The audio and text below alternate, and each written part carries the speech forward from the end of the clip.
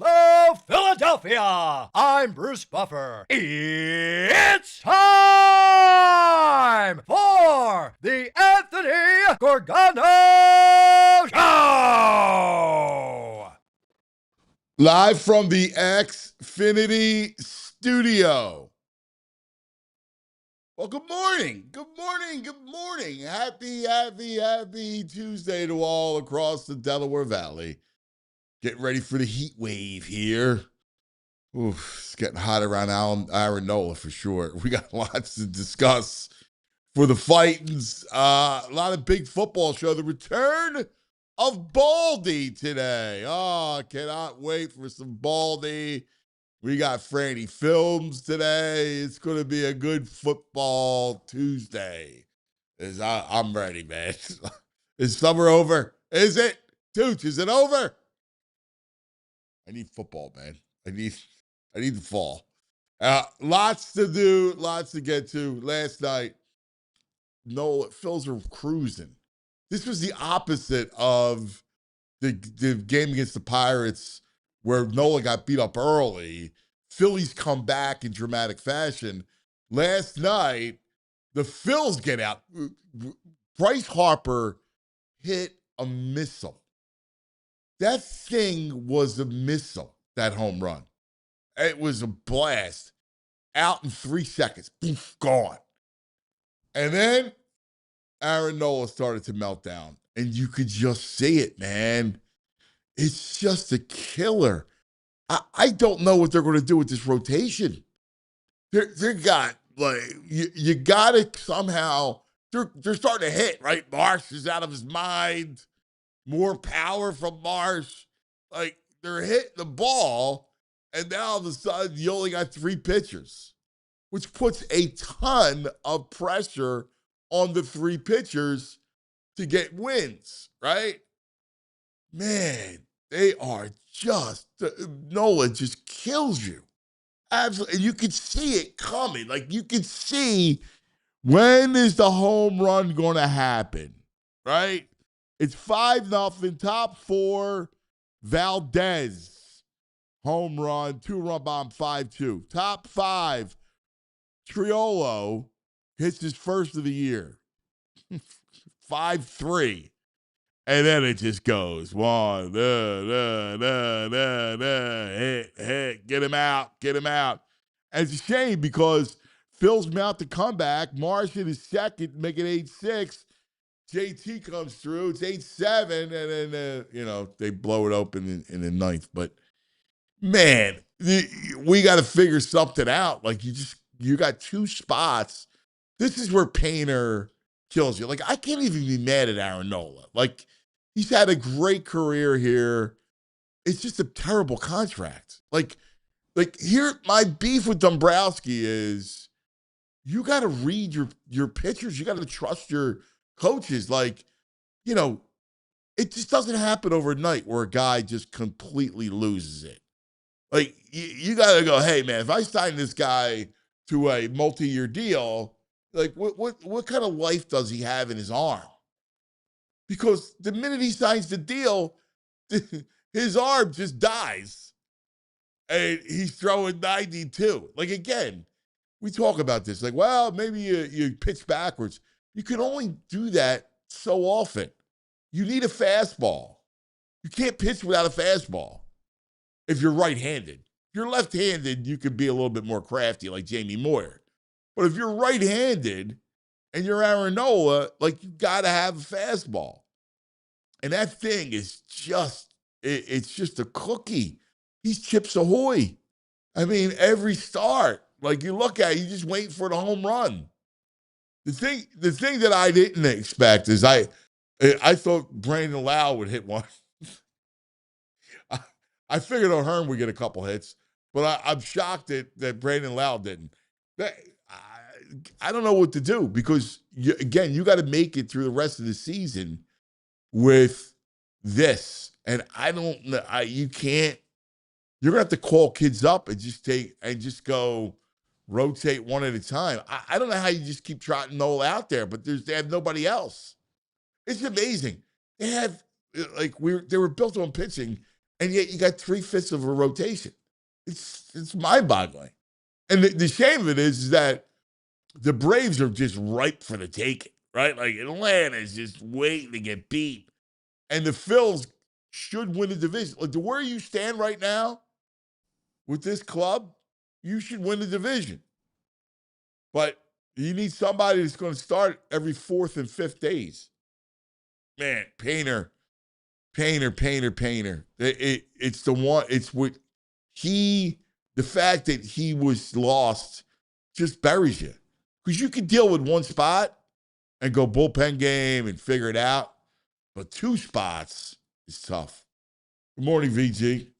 Good morning. I was down there. It was hot. It was long. Yeah. He looked like good a softball early. game. He actually looked good early. I think I just read this word. He had his most swing and misses. Yeah.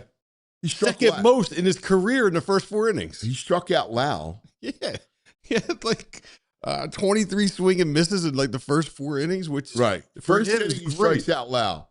Second inning, he struck out Valdez, who later homered off him. Mm-hmm. Third inning, he struck out loud again.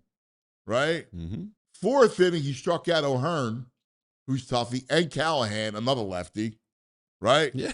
But You're thinking, okay, we're going to get 6 strong out of him. But he And then dances through raindrops too, though. Like, right, you know, you get these loud outs. Like, it means it's just not sustainable for a whole outing. Yeah, I don't know.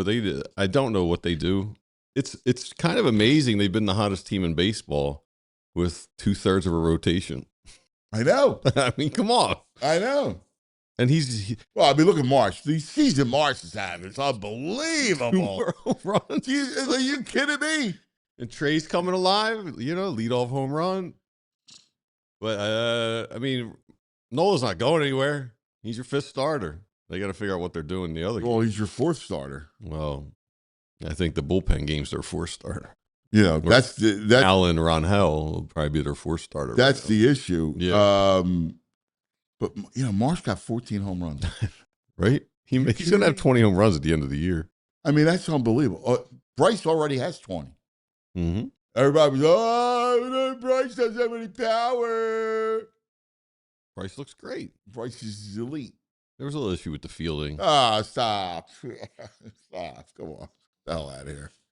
Get out of here. I mean, I said that Trea error. He's a little slow turning that double play, Bryce. A little nonchalant grabbing it and throwing it to Trea. Trea's got to hurry it up a little bit, and then Trea throws it. Saying I sit right behind him, and me and my boy were like, "Whoa, he's awful nonchalant here." Stop. Yeah, let's blame Bryce. I'm not blaming Bryce. I'm just saying. Well, you are, actually. I'm blaming him for that error, that bases clearing error. Yes. Come on, man. Yes. Come on.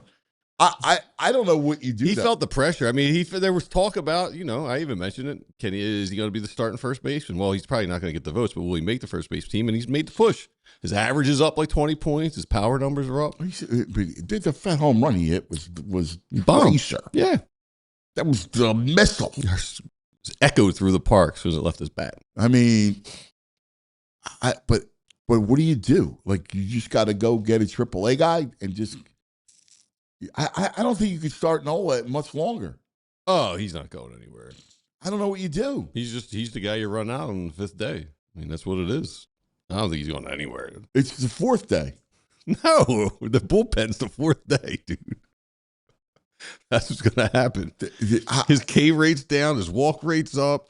He's in his head now. He's like, I've never gone through anything like this I before. know. I felt sorry for him. He's getting booed. It was a loud boo last Yeah, like, I actually felt horrible for him. I give him tons of credit. I like the guy. Like, I do. I respect the guy. Yeah. The guy's getting shelled. And here he is outside his locker, and he's talking to everybody, and he's like, yeah. And he sounded morose. He needs an injury. Yeah, like he sounded morose.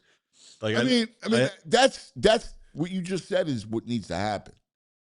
And you got to hope that he goes away and can come back and Dr. Fish and just can gut through the last 6 weeks of the season. I sit next to for like 15 years. My baseball mom, Julie, she takes score of every game, pitches, everything. And then her friend, they're probably, I don't want to guess how old mom is, but they're older women.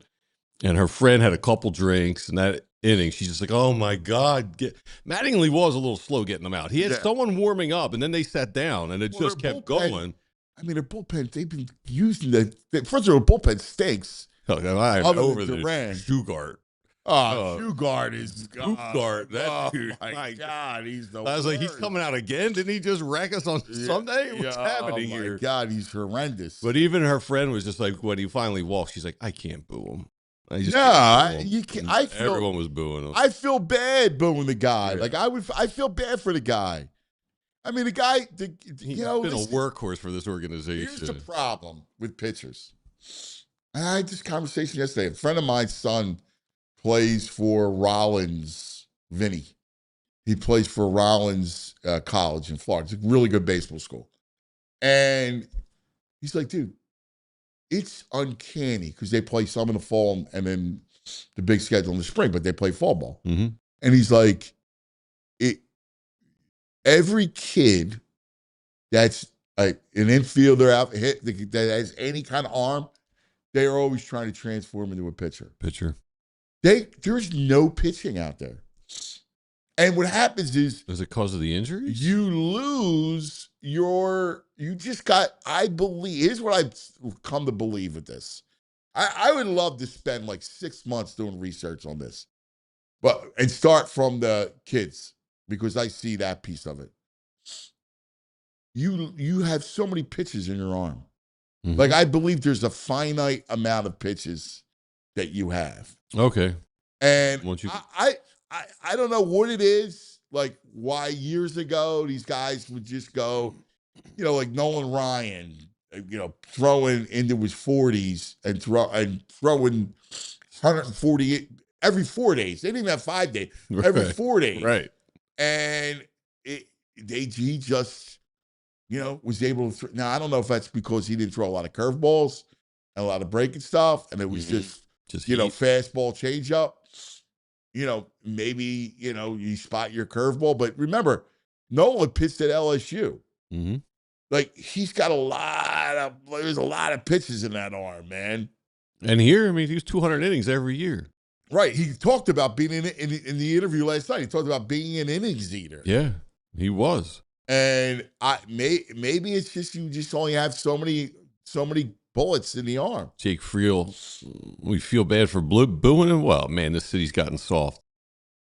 It's like, aside from the contract, I mean, he's not like a doll. Like, he's always been a good dude. Yeah, I'm rooting for him. I don't care about the contract. They're already eating Taiwan. They'll eat his. I root for Aaron Nola. I don't know why. He's been our horse. Yeah, like, Jake, I get your point. Like, I mean, I look at it from the athlete's perspective. Like, I have to admit, like, but I've never been a booer, right? Like, I just feel bad for the guy. Like, you boo him, go ahead. It's fun.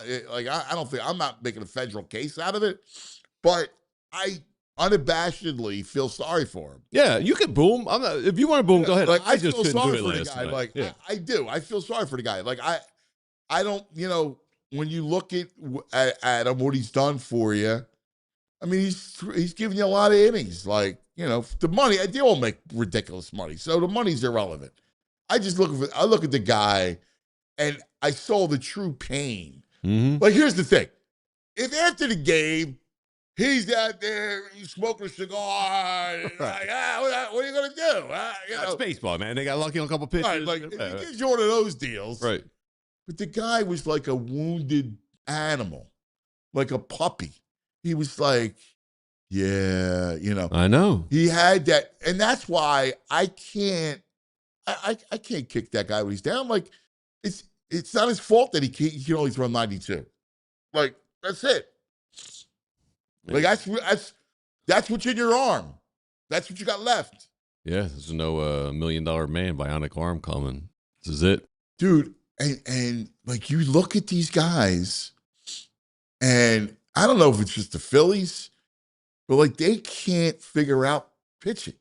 What can they figure out though? Really, like it's bizarre, right? Like, I mean, Caleb Cobble's a good pitching coach. Yeah, listen, I'm not talking. Listen, you were able to get sign Wheeler, Hmm? trade for Luzardo, and Sanchez. I don't know, whatever that move. We had our man Steve Novarita in. He was there with Clintac and the whole thing. They got Sanchez. Hey, that was a great move. But I'm talking about kids that they homegrown. Like I still think about Spencer Howard. Like we heard when they took Spencer Howard, it was supposed to be he was going to be the next horse. Right. And then he was tired. Yeah, but forget about running the first, getting tired, on all the nonsense. But he was terrible. Like and then he went to Texas. He felt like an early junk ball pitcher. He was like, I don't remember him having any real velocity. No, and then we heard about Painter for 10 years since he was 12. The Painter thing's really thrown a wrench into their whole plans. It kills you. He was going to be the next stud. Like he was it for the next decade. Yeah, because here's the bleakness that I hate to look at the future because you can't look past Wheeler. Well, you got Sanchez and Luzardo. Yeah, too. And nobody else downstairs. Doesn't it feel like everyone who gets Tommy John surgery comes back stronger and better? I feel like I see these guys come back from Tommy John. They're throwing harder. I did a lot of research into that. Yeah. Apparently, it's not. It's like an illusion. It's an illusion? That when you come back, all you are is back to yourself, which then allows you to throw what you're capable of throwing. It's not a magic pill. But he's not back to himself. No, he might be just cooked. Like what? Like he just may not. If he's cooked. Well, oh my God. I mean, I'm going to free up some money giving up these season tickets. Look, if he's cooked. Like if he just may be, stuck at 95. Hmm. And the problem with him at 95 is his fastball straight. So that thing becomes, that's the ultimate, cookie, right? Like that. Right. That's the ultimate one. So if he's stuck at 95, like I don't know. Maybe they could have more of a two-seam where he gets a little run on it. Like I'm sure they've tried that. Man, where's Doobie? Yeah, but we need the old heads help him out a little bit. Where do you go? And the thing that's crazy is they just win games. That's what's nuts. If Aaron Nola just had an ERA under 5, and Painter was just average, they'd probably have 5 more wins. Dude, one of them. You don't need both of them. One of them, you could deal with a bullpen every 5 starts. Right. But you could deal with slop. You call some kid up AAA, let him take some lumps or whatever. Mm-hmm. Figure it out. But you can't have 2 spots like that.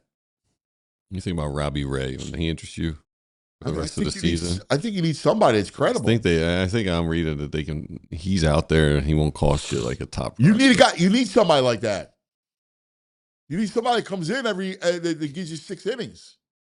It's crazy. Right. My mind can't even wrap itself around the fact that they're the hottest team in baseball with this bullpen and this starting pitching. Yeah, you got a closure and nobody else. Nobody. There's nobody in that pen other than Durant. That you trust? No. Consistently? No. Nothing. And we thought that they were going to be the best bullpen in baseball. That's funny. It's funny. Jake says, man, we soft. Here's where he's right. Like years ago, Nola would get just cooked. Yeah. Yeah. Because he just doesn't do it. He never sounds like a J.O. I feel bad. Like I've never been one of these. I'm not one of these boo guys. Even you're listening for years. Yeah. How many times do I come on and rip someone? Unless if there's only one mention of you ripping someone in the chat. Who do you think they said you ripped? Phillies? No. Oh, Sixers. Yeah. Yeah. Ben Simmons. Yeah. That's it. Oh, come on, cause you booed Ben Simmons. Yes. Yeah. Yeah. He's coming back. Well, he might be playing for your 76ers this year. Yeah. That's the most ridiculous. That story, I was just like, what? The fact that he's got the balls to throw out the Sixers. Don't get my team's name out of your mouth. I mean, I just want to go, dude, are you crazy? Yes. Like, are you just insane? Completely. How about the answer for the Father's Day pass the ball with Trae Young on him? Well, I mean, I wasn't making my shots. Steibel was. He was making shots better than I, so I gave it to him, and he should have made them. Right? He basically, not my fault he missed them. He should have made it. He missed one. Is that unbelievable? Like, you want to talk about, the guy has a 6-foot guard on him. Right. He's 7 feet tall, right? All he's got to do is go dunk the basketball. And he passes it. Because he's afraid they're going to hack him. And Right. Yeah. He passes it, and then he blames Thibault. So it's almost like it's one of those Sirianni run-ons too much.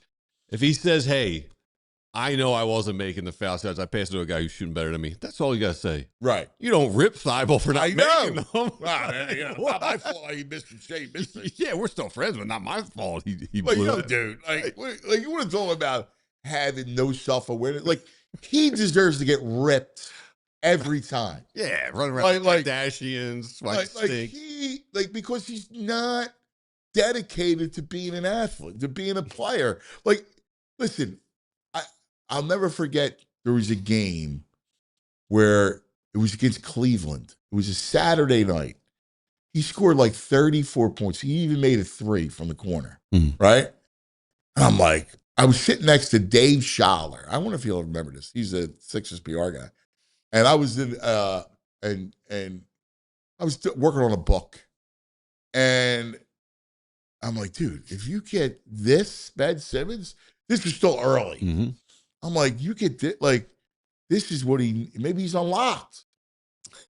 Maybe he's unlocked. And then after the game, he was uncomfortable because people were focused on you making threes. I make threes all the time in practice. Yeah, don't you see the videos? Yeah. It's 5'4" dudes. And then the following game, I'll never forget, same thing. He just didn't want to go to the line.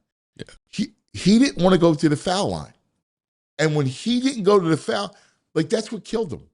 If he just went and got mental coaching, whatever, just to become a credible free throw shooter. Right. How many bigs are there that are just brick hands? Right. Man, that's life. I stink. I stink at shooting foul shots. That's it. No, I just never understood why he couldn't take it strong to the basket and just go flush it. He never tried to. You're 7 feet tall. You could jump. You're as athletic as. I never saw a guy with so many of God's gifts. Oh, he was the total package except for the head. I was at practice, and early on, Brett Brown says to me, he was all excited. He goes, Ben is 7 feet now. He grew an inch. We measured him. I was like, wow, so you see him with that, that handle and the strength. Dude, his vision was insane. Insane. The fluidity. 7-footers don't look fluid, right? He was fluid. He looked like he was 6'5". Yep. Right? And I never saw a guy who was that gifted and that bad. So he shot 59% from the foul line. Shaq, career 52. Shaq needs to smack around. Be a man. Just go to the line and miss every other foul shot. Who cares? Play your game. He was so worried about his perception and his image and what he looked like. He was so worried about it. He was running around with the Kardashians and his Instagram. He was all consumed with that superficial, shallow stuff, man. I don't. They got in his head. Who was the first coach who did the hack? Was it the Bullets coach or the Wizards? It was the Hawks. I think. Hack a Ben. Yeah. Hack a Ben. Ruins. Well, if you think about guys, right, who deserved it. Yeah. Simmons deserved it. Yeah, he's pompous. Cassidy a little bit. Oh, yeah. Right? He's a J.O. Cassidy had an attitude. Yeah. Of all guys to get on, you're going to get on Topper. You're going to feud with Topper. Right. Say whatever you want. He may not have been Casey Stengel, but you're going to feud with that guy? Right. Like if you're the tough guy like that, you got the shirt off, take your shots at somebody who's going to give you a fight back. Not a nice old Canadian guy. right, Like, what's he gonna do? right. Coming walking around. Gold. Yeah. I hit baseballs when he came with the shirt. Like, I hit baseballs. Yeah. Meanwhile, it was funny. Like, he acted like his fat, like, he's from the streets. His father was a doctor.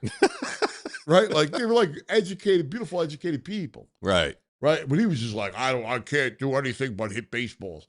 At first, I liked it. Then I'm like, well, dude, you don't hit baseballs. That's the problem. No, and then he wasn't the tough guy. He's a little thin-skinned. Very thin-skinned. And that's the guys, like, who've never been sucker punched. Like, I feel like you get sucker punched. I'll be like, shout out to my boy Vinny Iacovetti when we were kids. Sucker punched me once. Once you get that sucker punch, changes everything. You get perspective. Yeah. Someone's like, boom. You're like, you get self-awareness. Yeah, yes. Yeah, maybe I should keep my mouth shut. Right. Yeah. Friendly advice to our people. Always keep your mouth shut. Like, if you think about, there are times when something comes in your head and you're like, oh, I'm going to get this person, or I'm going to say this, or I'm going to do that. Don't do it. Yeah. Right? Resist the urge. Quiet. Always, never say too much. Just don't talk. You got to have your thing and look, don't fix yourself. Don't say it. Trust me. Do a cuz pause. Count to 10. Don't do it. It's like you're playing a game. Don't say it. Right. All right. Just don't say it. Everybody wants to be a clown. You know what I mean? Everybody wants to be a wise guy or a tough guy. Don't do it. Other than that, Eagles, can you think of who deserved it recently? Nah, not recently. The Birds. There's nobody, right? Nick. Over the last 20. You don't deserve it. Well. When he's jarring with the fans. Yeah, when he's drawing with the fans. Yeah, that does. Yeah. But I can't think of anybody, like, other than Castellanos and Ben Simmons. Yeah. No, there are no Flyers right now. No. Nobody. Yeah, we've been pretty lucky. All right. Let's take a quick TO. We got Derek coming up, all kinds of stuff. Eddie Ray says Orlando Scant. Dude, there is an Eagle. How about the safety? How about the safety who was here, who was talking junk the other day? Oh, that dude. Yeah. He's talking junk against Saquon? Yes. Like, talk about the Eagles and all this other stuff. Yeah, that dude. Come on, guy who's been on 12 teams in 4 years. I mean, are you kidding me? CJGJ. Better look out, dude. He's coming for you. This is ridiculous. Oh, there is someone who could be booable if he makes it through the ranks right now. He just got added to the Phillies. He's booable? Tommy Pham. Yes. He can. Yeah. I don't know how he's going to handle the crowd. He's got a little Nick Casty kind of. Yeah, he's got edge. Tommy Pham still around, man. Punched a teammate over fantasy football. Yeah. He could be booable. Yeah. All right. Derek's coming up. NBA free agency starts today. Here we go. Ja Morant gets traded. He goes to Portland. Yeah. There's all kinds of rumors about LeBron. Yeah, super group coming to Golden State. LeBron and KD. Oh, I thought it was AD. Yeah. AD. LeBron and AD going to the Warriors. Like, are you kidding me? Go ahead. Do your thing. I will root against that team with every fiber of my being. So we'll talk to Derek about that. Maybe squeeze in some Sixers. But first, how about a word from our friends? Let's talk about, the Bet Park Sportsbook online casino app. Here we go. Big upsets yesterday. Germany out. The Netherlands out. Unbelievable. Look at that. 3 matches today. Ivory Coast, Norway, France, Sweden, Mexico, Ecuador. Let's get some skin in the game with the Bet Park Sportsbook online casino app. Bet Park's the special World Soccer Hub in the app. Daily odds boosts, specials, you name it, Right now, new customers get 500 bonus spins on the new hot soccer online game. Go, go, go, collect them. Plus up to $5 casino bonus back. That's right. Bet on your favorite teams around the players around the world, props, you name it, every which way. You got to play? Early on, what was the early game? All right, well, think about it. You got to be 21 in PA, New Jersey, Maryland, Michigan. Gambling problem, call 1-800-GAMBLER. Now let's talk about Xfinity and the Xfinity 5-year price guarantee. What if you can have reliable and intelligent Wi-Fi? Keep it the same price for 5 years. That's the Xfinity 5-year price guarantee. It's Wi-Fi that makes everything in your home work together. That finds and fixes problems before you even notice them. Super intelligent Wi-Fi with a sixth sense. Lets you stream the game even when the whole family's online. That's all your devices working in perfect harmony for 5 whole years. Best part, no annual contracts, no hidden fees. Xfinity's best equipment included. Take it from me, a lot changes in 5 years. Championships are won, records are broken, dreams grow bigger, but your Wi-Fi should stay reliable and the price should stay put. Lock in your price and unlock the possibilities with Xfinity. Xfinity, imagine that. Restrictions apply, select plans only. Now, joining us on the, okay. I'm going to say I wasn't ready for soccer because there's a big day at Wimbledon today. I was up early watching Ben Shelton play. Ben Shelton? Yeah, US top-ranked U.S. player. Serena comes back today at 11 o'clock. She's plus 132. I think I'm going to hop on those Serena at plus money. Yeah, I'm so out. It's a big day, though. I mean, you were aware. Serena coming back. Yeah.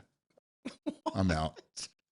I'll be honest with you. I lost. I don't understand. I gotta say, I'm so befuddled by this. As a kid in the summer, I was like, "Oh my god, I can wake up and there's sports on, and it's meaningful sports." I watched it. I'll be honest with you. I watched it. Right. As a kid, I could probably name all those tennis players. Von Lendl. He had a great run. McEnroe, Yeah.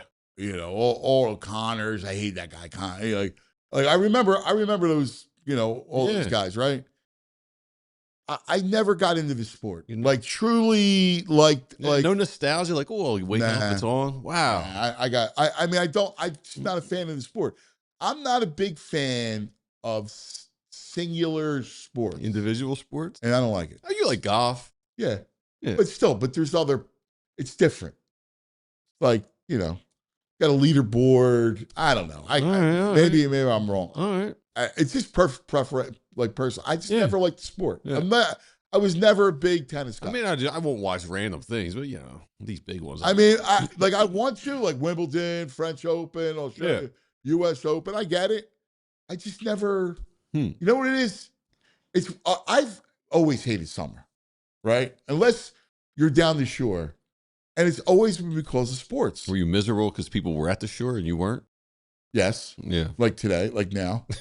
Right, everybody's going to go down for July weekend. I'm going to close my eyes and can't wait until Tuesday. I'm coming over. I'm bringing it. I got a camping grill. I'll come over. We'll grill some stuff. I don't like it. It's too hot. If you're not by the beach, it sucks. Like it does. Summer sucks. City smells, right? Sidewalks are hot. The suburbs stink, right? I just hate it. I literally hate it. Unless I'm by a body of water, I hate it. Mr. 4th of July. Yeah, I hate it. I don't like fireworks. Yeah, I'm out on the fireworks too. I get it to a point. I'm out on the listen, dude at the corner with little. I'm not going to poo-poo it. Like when people like it, good. But see, now here you go, Jake Friel. He's a guy. He sounds booable right now, Jake Friel, to me. Because he's like, I'm heading down Thursday. That's great. Yeah, good for you. Good for you. I'm playing. Good for you, Jake. Listen, that's the best. If I was going down the shore, you're rubbing in your face. He's rubbing our face right now. That's good. Listen, all respect. I got no problem. Yeah. I wish. Jake's triggered me now. You guys are worried. We got our man. Okay. Yeah. I don't know. So I Wimbledon and there's nothing coming up until the Hall of Fame game. Oh, Sammy also, that Netherlands soccer game last night, that Gakpo goal, Gakpo, his son died during birth. I know. It's a couple days earlier. Yeah. Unbelievably sad story. And I know. I'm glad to see he scored last night. Well, Tucci's a ball breaker too.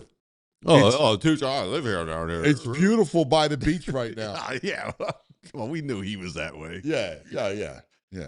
Well, why do you hate summer, Bo? I look at you. You don't invite you. You got by the beach. He don't invite you down? Yeah, he does. Does he got room for you and the whole family? I'm not going to go bring my whole family down to his house. Just move down to bring it to you for a couple months. Yeah, no.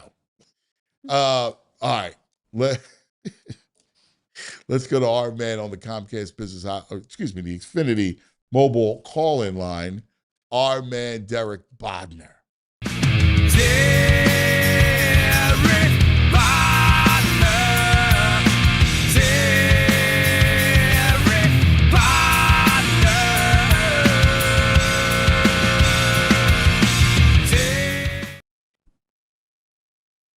First of all, great work yesterday by you during the All-City Day that we had. You are a champ. Yes, I held a button on the camera and took a couple of pictures. It was really grueling work. Well, we all needed headshots, and Derek does that. So people don't realize that he's just not like a basketball maven, right? Like his skills go beyond covering basketball. Oh, yeah. And understanding that he's a Wi-Fi genius. Everything tech. He's a tech. He's man. A master drone pilot. His drone videos are awesome. Yes. In fact, had we had any kind of foresight and it wasn't Bro running things, we would have had Derek do our PHLY video. Oh, some like nice aerial shots like every other city has. Right. We would have utilized his skills. Yeah, in-house. Right. He's like a half a MacGyver. But he's like the Scorsese of the aerial shots. His aerial shots are beautiful. But, bro, let's just do this. Let's go smash a photo. Bro. Bro stinks. I am very mediocre at a number of things. You're correct. Yes. Bro, we got NBA free agency is starting, and I want to just talk a little ball. All right.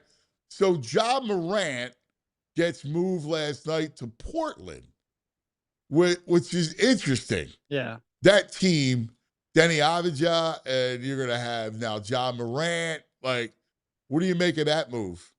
Yeah, it's interesting because they obviously have a number of veteran guards, so that it's not a need, and they've got a lot of money tied up on the perimeter now.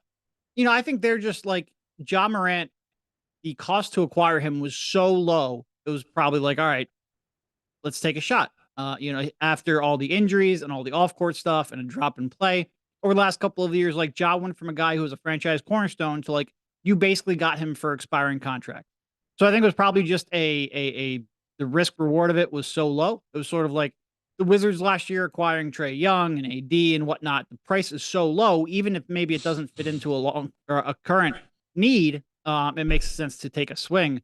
Yeah, look, he could be interesting next to Avdija. I do worry a little bit. Ja just doesn't seem the exact same as he was before the string of injuries. I'm curious where he will get back to, but he's only got, he's got 2 years left on his deal, I believe. So they get a chance to really, evaluate him, see what they want before they have to commit to him.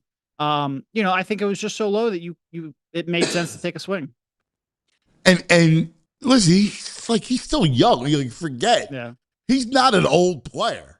No. Right? Like maybe gets his head screwed on right and starts doing the right things off the floor, the whole nine. I don't know. Maybe it works out because he's still got a lot of ball left in him. Yeah, and what I like about this, I just mentioned it earlier, but the Trae Young acquisition earlier in the year, that was one where you acquired him incredibly low as well. But the problem is you had to give him a new contract really, really quickly, and they ended up giving him $212 million. So even though the trade was so low, that was a contract I wouldn't wanted to have given Trae Young, so it was risky. Well, this one, you've got 2 years to evaluate Ja and see what he has left in the tank and see whether or not he fits next to Denny and what you're trying to build there. So I think acquiring it for so low, having that 2-year runway before you have to commit another contract to him, I do think it makes a lot of sense to take a gamble on him. So then you got the rumors of the latest super team. Yeah. LeBron and AD go to Golden State for one more run at it. Yeah. Yeah, everyone is making the comparison. It's sort of like the Expendables, the movie. This is going to be an older team. You can make a comparison back to the 2003 Lakers. Now, obviously, that was different because you had some superstars in your prime, along with Peyton and Malone, whereas this one is really just older players. But look, I think they have had interest in this for a while. Golden State just doesn't have that many pathways out, especially after the Jimmy Butler injury. They are trying to, finagle the salary cap in any way they can to give Steph one last hurrah. I look, that's going to be a team that doesn't have a lot of depth, and that is going to be relying on players who are well past their prime for the most part. But look, AD, when he's on the court, is still very effective. If you can find a way to swing that, obviously that makes some sense there for a quick run. And LeBron, we will see whether or not they can actually make that work. I do think the extension or the new contract with Porzingis complicates things a little bit, but we'll see. They can get a little bit creative in that regard. What would it look like? What would that team look like? What's their five? That's a good question. They really don't have a whole lot of depth there, and that's part of the problem with trying to build around a top-heavy team, as we will see here in Philadelphia.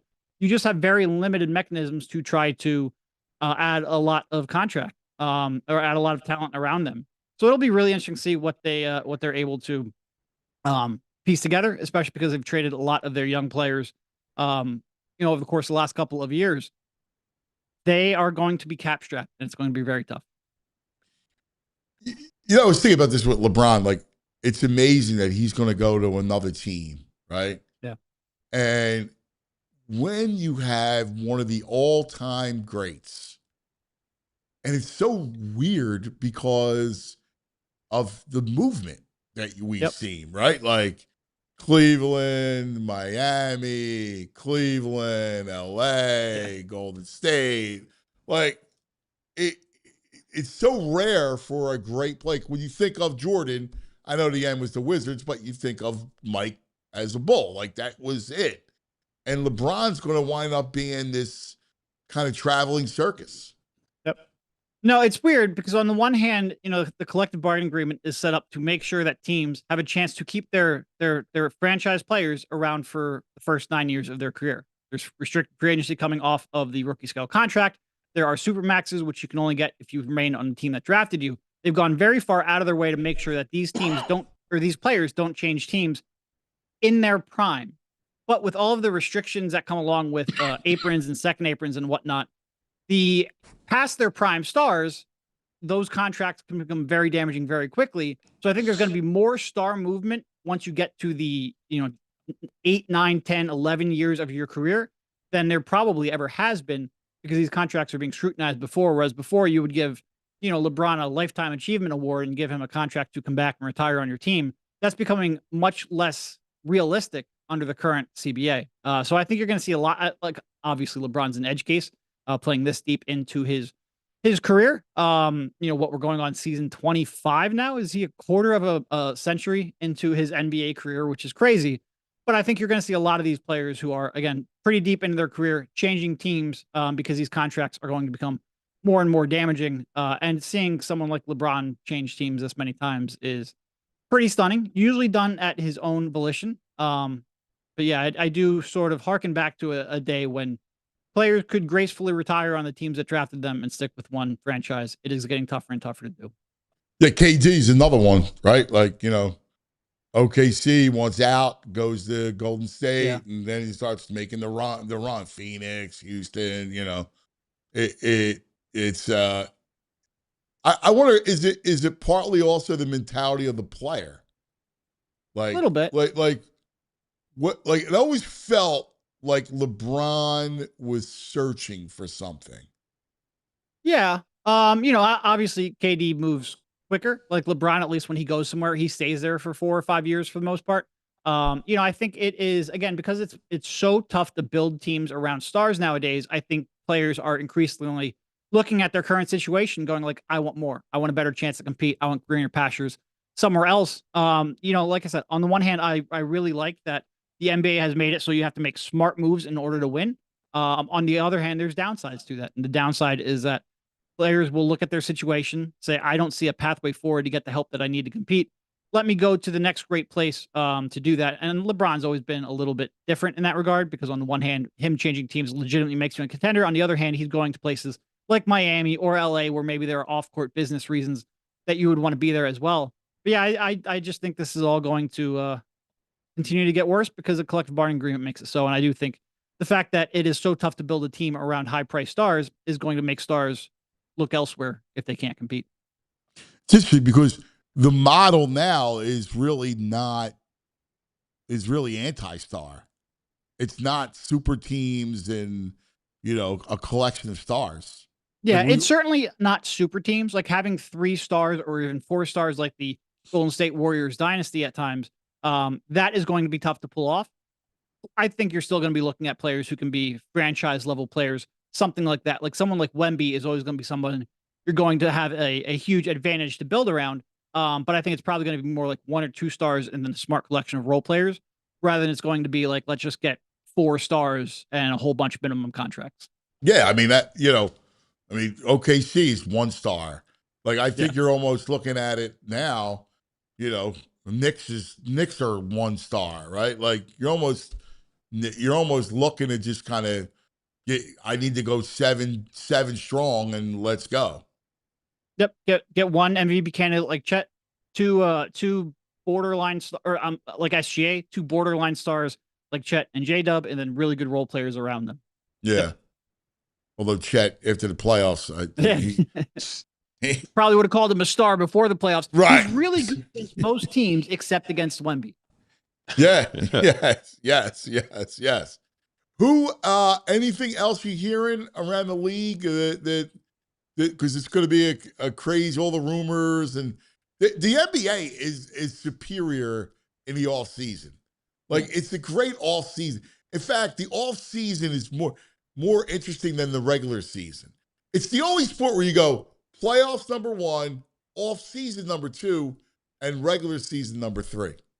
Yeah, I mean, look, I think they looked at the NFL as a model for a 12-month a year sport. I think they're getting pretty close outside of the NFL, and the NFL reigns supreme in pretty much every way in our media landscape. I think they're getting close to like this is as good of a 12-month sport as there is in American sports. And yeah, I mean, there's a lot of stuff still hanging in the balance. I think probably chief among them, Jaylen Brown. Like when you go out there, there's a reason why Daryl Morey, when he was shopping Ben Simmons, was lying to everyone's face that we would never trade Ben Simmons. And it's because once that rumor gets out there, it's really hard to put the toothpaste back in the tube. And when you shop Jaylen Brown, even for someone like Giannis, and you don't come to completion on that trade, you have a pretty interesting situation. And I'm really curious to see what they end up moving him for, if they do end up moving him.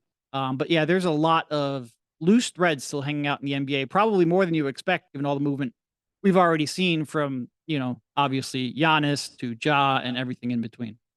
I wonder, like, everybody says no.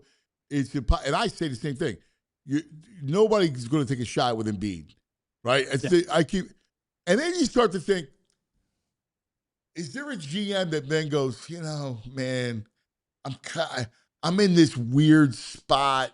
Somehow I struck gold. I can make a lot of noise. Does there a temptation that it ever comes to that?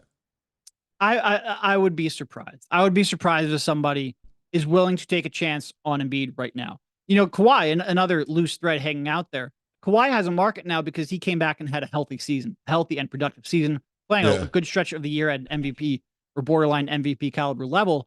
12 months ago, nobody's probably trading for Kawhi. So I think if you really want to move Embiid, you have to have a Kawhi-like year, maybe not quite to that number of games played, but where he plays 55 games, looks like himself, at least on the offensive end, and is able to play in the playoffs. If you get that, then I think next summer we can have an earnest conversation. Right now, after 3 straight years of, playing fewer than half the games, sometimes drastically fewer than that, I can't see a team talking themselves into it. I just can't. Hey, Derek, there's a lot of reports having the Sixers interested in Dean Wade or John Collins. I'm kind of partial to Collins. I just liked him ever since Wake Forest. And so I wanted to see how you break down the two, and do you have a preference between them? Yeah, I certainly like Collins throughout his career, I think was certainly better. I think there's 2 factors. One, Collins just fell off the cliff as a rebounder last year, the Clippers. I don't really know why and have to dig into it. For a team that is as bad at rebounding as the Sixers are, I think you have to figure out why he had that drop off. Like he went from collecting 20 to 24% of the available defensive rebounds to like 15%, and that's a huge drop off. And for a player who is already a pretty mediocre defender, being a bad rebounder on top of that would be a tough fit. I think he's still probably a better player than Wade, but I think Wade is going to cost less. And the Sixers, if they bring back one of Oubre and Grimes and use that the full mid-level, they would be right up against the hard cap.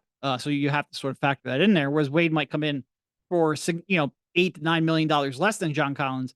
So I think that could factor in. Collins or Wade, I think is he'll make open shots.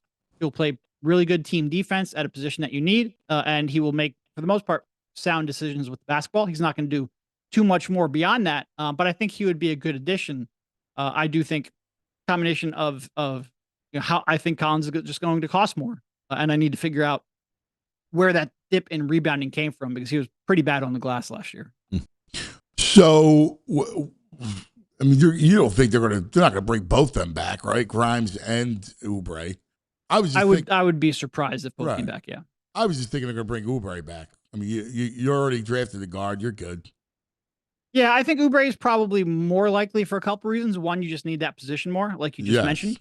You've got some good guards, not really some good defensive guards, or at least you could use some more guard depth, probably not at what Quentin is going to ask for. And I also just think, Kelly at this stage is probably more likely to take a reasonable deal than Quentin is. I think Quentin, because last year was really his first chance at free agency. He didn't get the offer that he was looking for. I think he's still of the mindset where he wants to maximize his earning potential early on in his career, which is his right to do so. But I think that means if there's a team that's going to go out there because of his age, because of the fact that he is still a two-way player, if they're going to give him more than I'm comfortable with, I just talked about you're really going to struggle to bring back even one of those two and use a mid-level. Well, if you're talking about which one is more likely to come back on a deal that I'm comfortable with, I think that's probably Kelly at this stage of his career, who I think would like a little bit of consistency. And after having been here for 3 years, playing for Nick Nurse, I think he likes playing for Nick Nurse. I think there's a better chance you can get Kelly on a reasonable deal than Quentin. What do you, did you see this nonsense about Ben Simmons? He wants to come back? Yes, I did. Look, I would be all for it, but that's mostly from a story perspective. That emergency podcast, if we ever had it, would do numbers, and that's where my bias lies. I hope Ben truthfully gets a chance to play in the NBA again. I certainly wouldn't want to be relying on it. I certainly understand that there's a lot of frustration, but I do think a lot of the injuries that he went through were very legitimate and very debilitating. I hope he's in a better place physically and mentally and get that spot. Outside of the fact that Kyle's head might explode live on air, and that would be great theater if he brought back. I can't really make a basketball reason to bring him back, though. He just looked completely cooked physically during his final couple of seasons. Like I said, I hope he gets a chance to come back and prove that wrong, but I'm not sure I'd want the Sixers to be that place. Yeah, dude, I still can't believe that he was a complete zero, that he was a bust. Do you remember the summer league after he got drafted? He clearly was, he was an elite player. Yeah. He was. Even the year where he gets hurt and he comes back the following year when they have the Euros, he played well. That 16-game winning streak was incredible. Yes. I mean, the things he did on the floor, when he was taking the ball to the basket, the whole thing I always thought is that he was so freaked at not wanting to shoot free throws. Mm-hmm. He just didn't want to go to the line. Yep. And I never understood. I'm like, dude, I know you struggle, but just go to the rim, flush it. No, you are so big and strong. Attack the rim. He never attacked the rim. He would drive the middle, drive the lane, and then fade back instead of going toward the rim. No, and he was he had so much ability to put that pressure on the rim and so much court vision to then use that to his advantage to create open space for his teammates. And he just opted out of it because, like you said, he knew that he was a bad free throw shooter. It got in his head.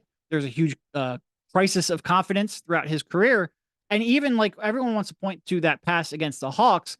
If you go back and look, he was shooting 50% from the line. over the final half of that season. Something happened mid-season. He went from being like a 65% free throw shooter, where he had a real ability to attack the rim, to 50% overnight, and it completely impacted his game. And it is, you're right. He was an incredible player. He was absolutely incredible court vision. Wasn't always able to leverage it because he couldn't really force rotations, because he didn't, he got concerned with driving. But in terms of just pure court vision, he was great. Defensive versatility, one of the best in the world. He had everything except the jumper and everything except the confidence. And I think the confidence was more debilitating than the jumper because it changed the way he played. He could have been a non-shooting half-court player and still been effective as long as he attacked the rim with reckless abandon. He just never would do that because he never had the confidence to execute it. It is one of the greatest what-ifs you will ever see. They selected him, and if he had just been able to develop into like a 70% free throw shooter, which isn't that high of a bar to clear, and maybe an occasional like spot up catch and shoot player so you could play off of Embiid a little more effectively, they might have, who knows what this era of Sixers basketball could have been. They just could not get through to him. Yeah. And it was interesting because I always wondered, like, because he was ambidextrous, like, is he shooting with the wrong hand? Like, 100. He used to freak me out because I'm like, he should be shooting with his right hand. It always looked like it looked better with his right hand. So I talked to members of both Hinkie's staff because, again, he was being scouted by them. They were let go sort of like pretty much a month before his draft, so they were scouting him pretty heavily. And with Colangelo's front office, and both thought there was real legitimate merit to him shooting with the wrong hand. You can even go back. There was an interview with him at LSU where he says, like, I do everything right-handed. I'm naturally right-handed. I just learned to shoot basketball with my left. And, look, changing that jumper was something like, if you were going to try to switch hands in his NBA career, there are a lot of people who push back against the feasibility of that. Obviously, like, it's not just learning the shooting mechanics, it's learning the footwork, it's learning the balance. Like, it's a really tough thing to do, especially for a perimeter player who needs to be able to shoot on the move. But I think there's a lot of people who openly speculate, like, if his father had just taught him how to shoot with his right hand instead of his left hand, it might have solved a lot of his problems.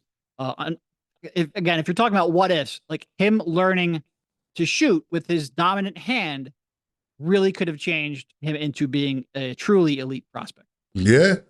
Dude, you'll probably remember this. You're probably covering the game. One of the games that I remember, like, wow, it was a Saturday night. I brought up the VG. It was a Saturday night against Cleveland. And I think he had like 35, something crazy. He actually hit a three, maybe two of them, if I'm right. The crowd went bananas. After the game, he was like, it was no big deal that he made the three, right? Yep. But this game he was out of his mind. I was sitting next to Schaller, and I'm going, dude, if this kid can play like this, it's be scary. Do you remember that game? It was like, I remember that game, and the other one that really sticks out is Utah. Embiid was out again. Yes. He was playing against Gobert, and Simmons was playing a lot of center, a lot of small ball center, and he absolutely dominated that matchup.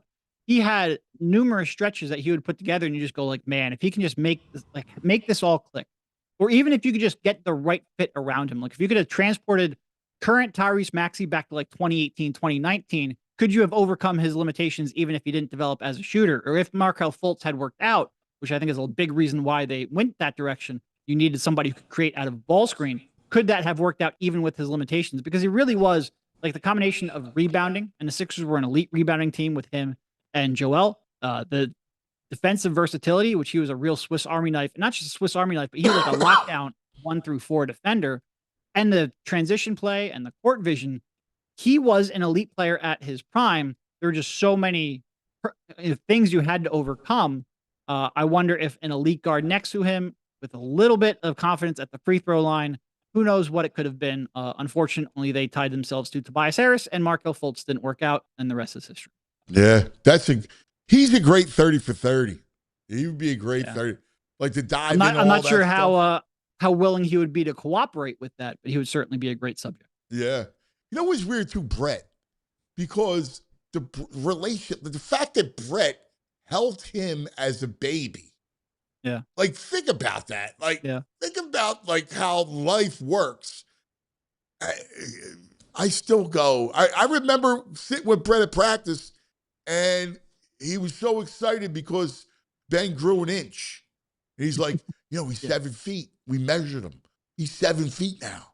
Like, this was early, like second year. Like, they were so excited. It's a shame, man. One of the drop off is crazy because I'm looking at the stats with the foul shooting. He was shooting 62, 61%, which is totally fine. Like, you're not an embarrassment. It stinks, but you're not an embarrassment. And then he gets injured and he comes back. And 2020 to 21, he takes 287 foul shots. The next year, 57.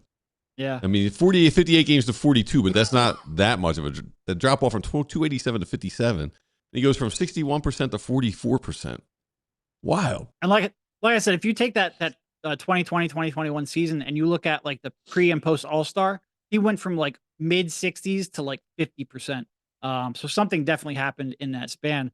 And going back to your point on Brett, it was the whole front office. Like I remember talking to them before the draft and talking to them, between Simmons and Brandon Ingram and whether or not there was a debate. And they were firm. There was absolutely no debate with that choice. Ben was clear cut ahead. And it was just so weird, not just that Brett knew him as, from his childhood, but also that like the way the Sixers front office just acted about him, they so desperately wanted him to be the driver of the team's success, for him to be the face of the franchise because they had inherited Joel Embiid and they were so sort of caught up on Hinkie and the people who believed in him and that front office change. And they were so caught up in the perception of how they were viewed that they just desperately wanted Ben to be it. And he was not. Yeah, I think he's amazing, man. Still think back to those days. He was the other one that just buried that franchise even more than Okafor was Fultz. Like the Fultz thing was just horrible. Just it killed you. And that's so much like that was both bad. of those. I feel like there were pre-draft evaluations on who they were in terms of their confidence, in terms of their work ethic, in terms of the people and environment around them that Colangelo just missed. Like it's one thing to evaluate talent and see what they can and can't do. It's another thing to try to predict forward of what they will do. And they certainly missed in that regard a lot. Yeah, he also was like, he was almost childlike. He was very young. Yep. He was real. And, they reworked the shot after the season. Like, dude, like you can't make that trade and then go rework the kid's shot. Like, oh, God. He messed this franchise up 7 ways from Sunday, man. He just killed it. Yeah. Yep.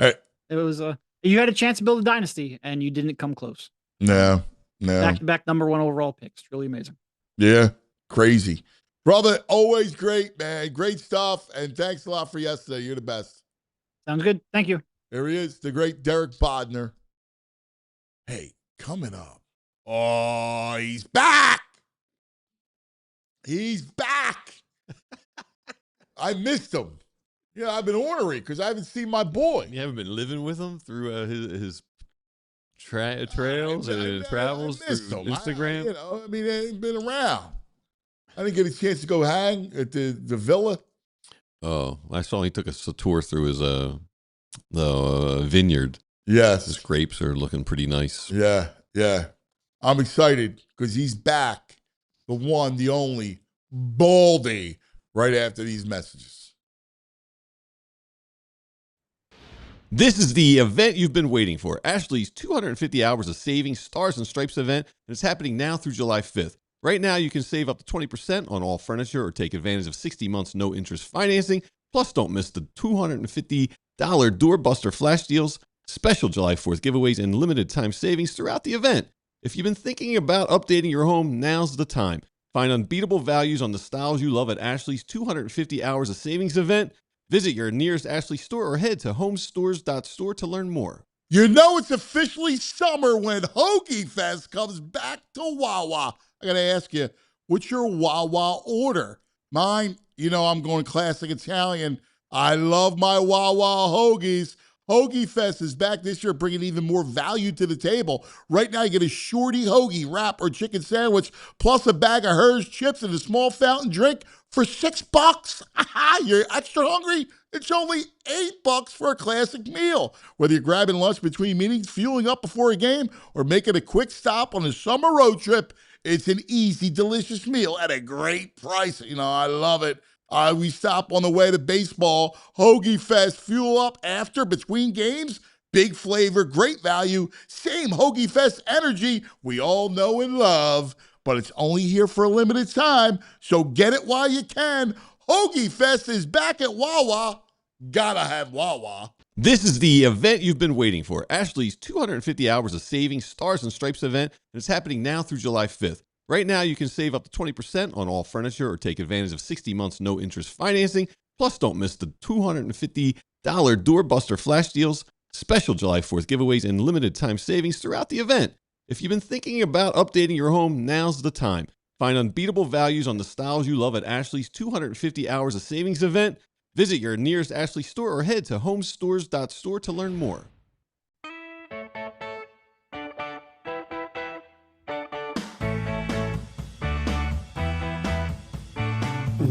Baldy. Oh, let's talk some football. Ay, Baldy. Oh, he likes pizza and football. Oh, Baldy. There he is. And he's back here. He's at the films. Oh, what a sight for sore eyes. Thank you, Cuz. Good seeing you, man. Good seeing you, VG. Good to be with you guys. It's been a little while, but everybody's got to get away. Everybody's got to get away, man, and, unplug for a little bit. Go see another part of the world, see another culture. Just, just let your brain go to work on something else, beside, what we do here every day. Why? Let's we got to talk about the trip first before we get into there nitty gritty and everything else. All right. So let's take us through these different destinations, the different ports, and what stuck out to you. Yeah. Well, we took off for Korea. Like I think we were at this event in New York on June 3rd, June 4th. We took off to Korea, got there, spent 3 or 4 days in Korea, then went to Thailand, Bangkok. And, we were going to stay there for like 5 or 6 days and then go to Vietnam. And it just didn't, like, the visa thing just didn't work out for us. And so we just stayed in Thailand for, 10 days, and then it came back. But, there's two things. One, there's an old Zen saying that says it's better to travel well than it is to arrive. Meaning, you can plan all you want, but then the trip either, takes off or doesn't. And, it was just an awesome experience. It's just a really international cultural center in Bangkok. And then everything around it, the beaches, the jungles, just the culture is just amazing how it all operates. And you're like, how can this kind of quasi third world country build all these phenomenal buildings, one more beautiful than the other, and with rooftop bars and rooftop pools and entertainment, and it's just it's just full of life. It's great. Tell me about South Korea. I've never been there. I'm interested. The food's amazing, right? I hear. Food's amazing. Food's amazing. You fly into Incheon Airport. It was rated the second best airport in the world. I mean, it looks like a high-end shopping mall, but it's just unbelievable how much traffic comes through there. But you leave Incheon and then drive to, this area of Korea where we stayed, and it's probably like 30 miles, and it's just one big city. Wow. And the Han River goes through the city, and they built up on both sides of it, and they just keep building. They rebuilt their whole culture, the whole South Korea has been rebuilt. It's pretty cool. Baldy, did your partner stock up? I hear about all this skincare stuff in South Korea that the ladies like. Yeah, she stocked up. I mean, I don't know. She brought an extra suitcase just to throw stuff in there. Yeah. So, my some of it was nuts about the South Korean moisturizers and stuff. It's unreal. It's unreal. Like, I don't know what any of it does. Like, it all looks the same to me, but she swears by it, and it's real. Like, they've got this skincare business in Korea. Like literally, there's these clinics. I don't know. There's 2 or 3 in every single street corner, and they're all busy. They're all busy, and it's not just skin; it's hair. It's the whole thing. Like they just have taken over that whole market.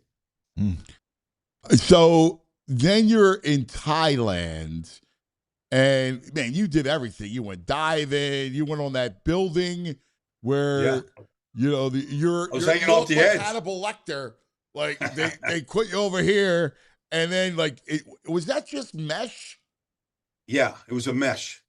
It was a mesh, and it was a real trust factor. They got a scale there, so I was losing weight, just from the heat and the food so good, like in walking, all that stuff. So they had a max, like they did it in kilograms, right? So 2.2 kilograms to a pound, right? So 2.2 pounds to a kilogram. So 120 kilograms was the max. So they have a scale there. So I stepped on the scale. It was 116 kilograms. So I was like, it was a little close to, being overweight. Yeah, man. Are you nuts? Yeah, who knows when that thing's been calibrated? I don't know. I just like, it was pretty funny because this building is pretty famous in Thailand. It's the tallest building in Thailand. They call it the Lego building. So they got a lot of features to it, right?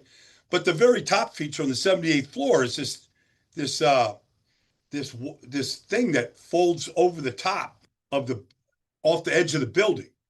And every other place in this building was busy. There was a crowd, except for this one thing. There was nobody in line for this. So I was kind of looking at it going, maybe they know something I don't know. Yeah.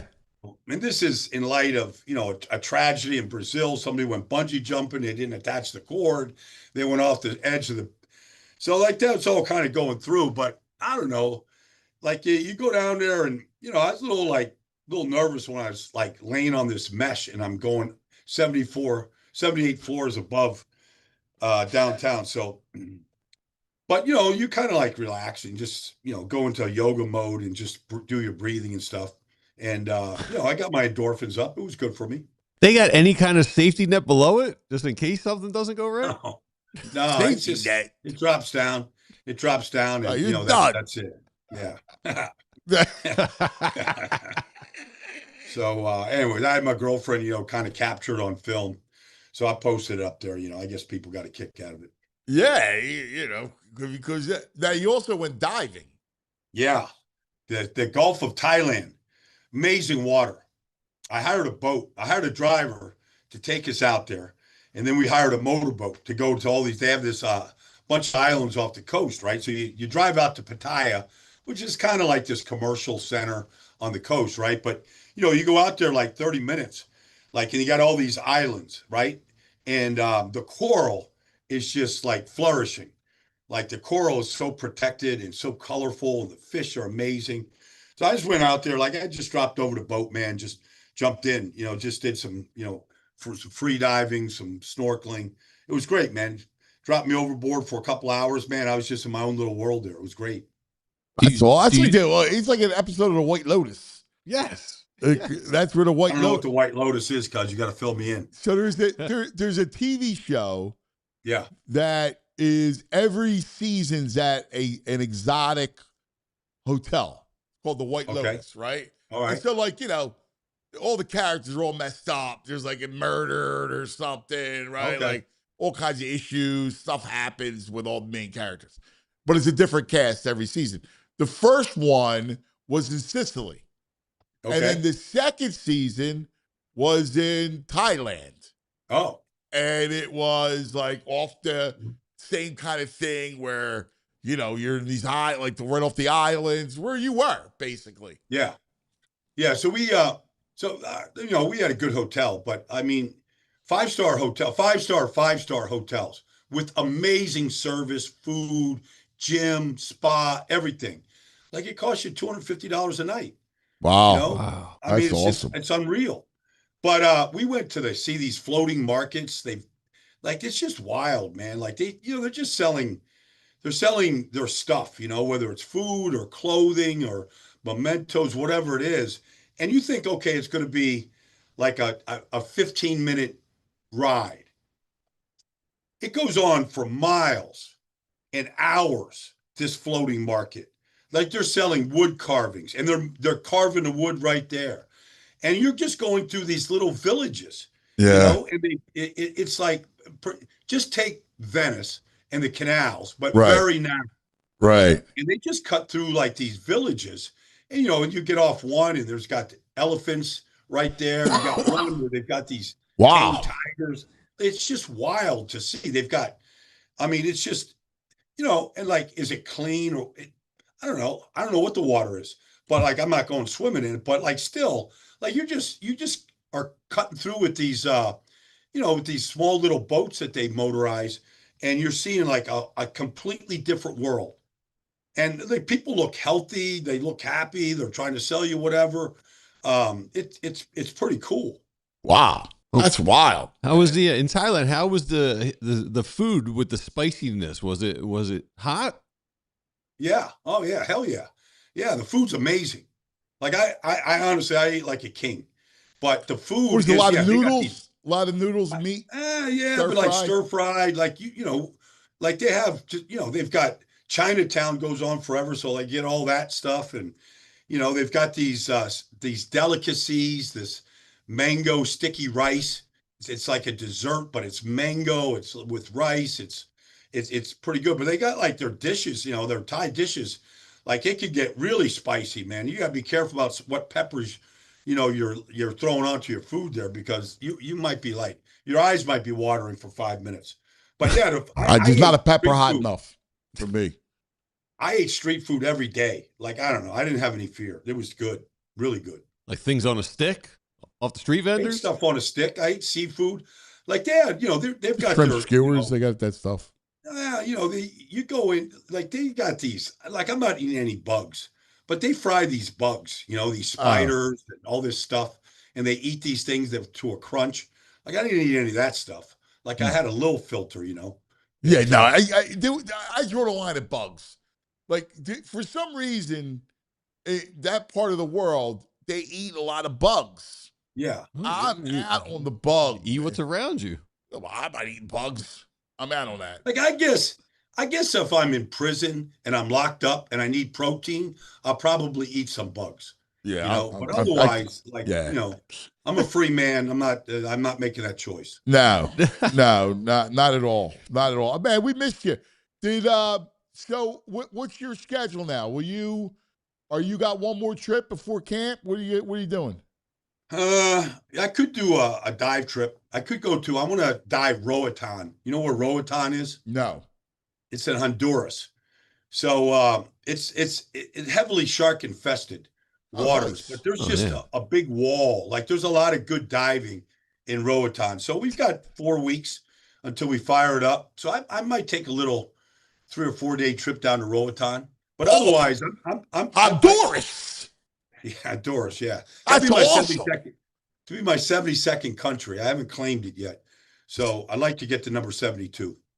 Yeah, Honduras would be nasty. That'd be cool, man. Swimming with sharks in Honduras. Nah, dude, I'm looking at pictures now. Dudes hanging out in the water with sharks all around them. Get out of Baldy, here. they're afraid of Baldy. That's it. Yeah. Well, I bought this watch, right? You know, you buy some things and you're like, I don't know. Like it's supposed to have this sonar on the watch. Shark repellent? The sharks, yeah.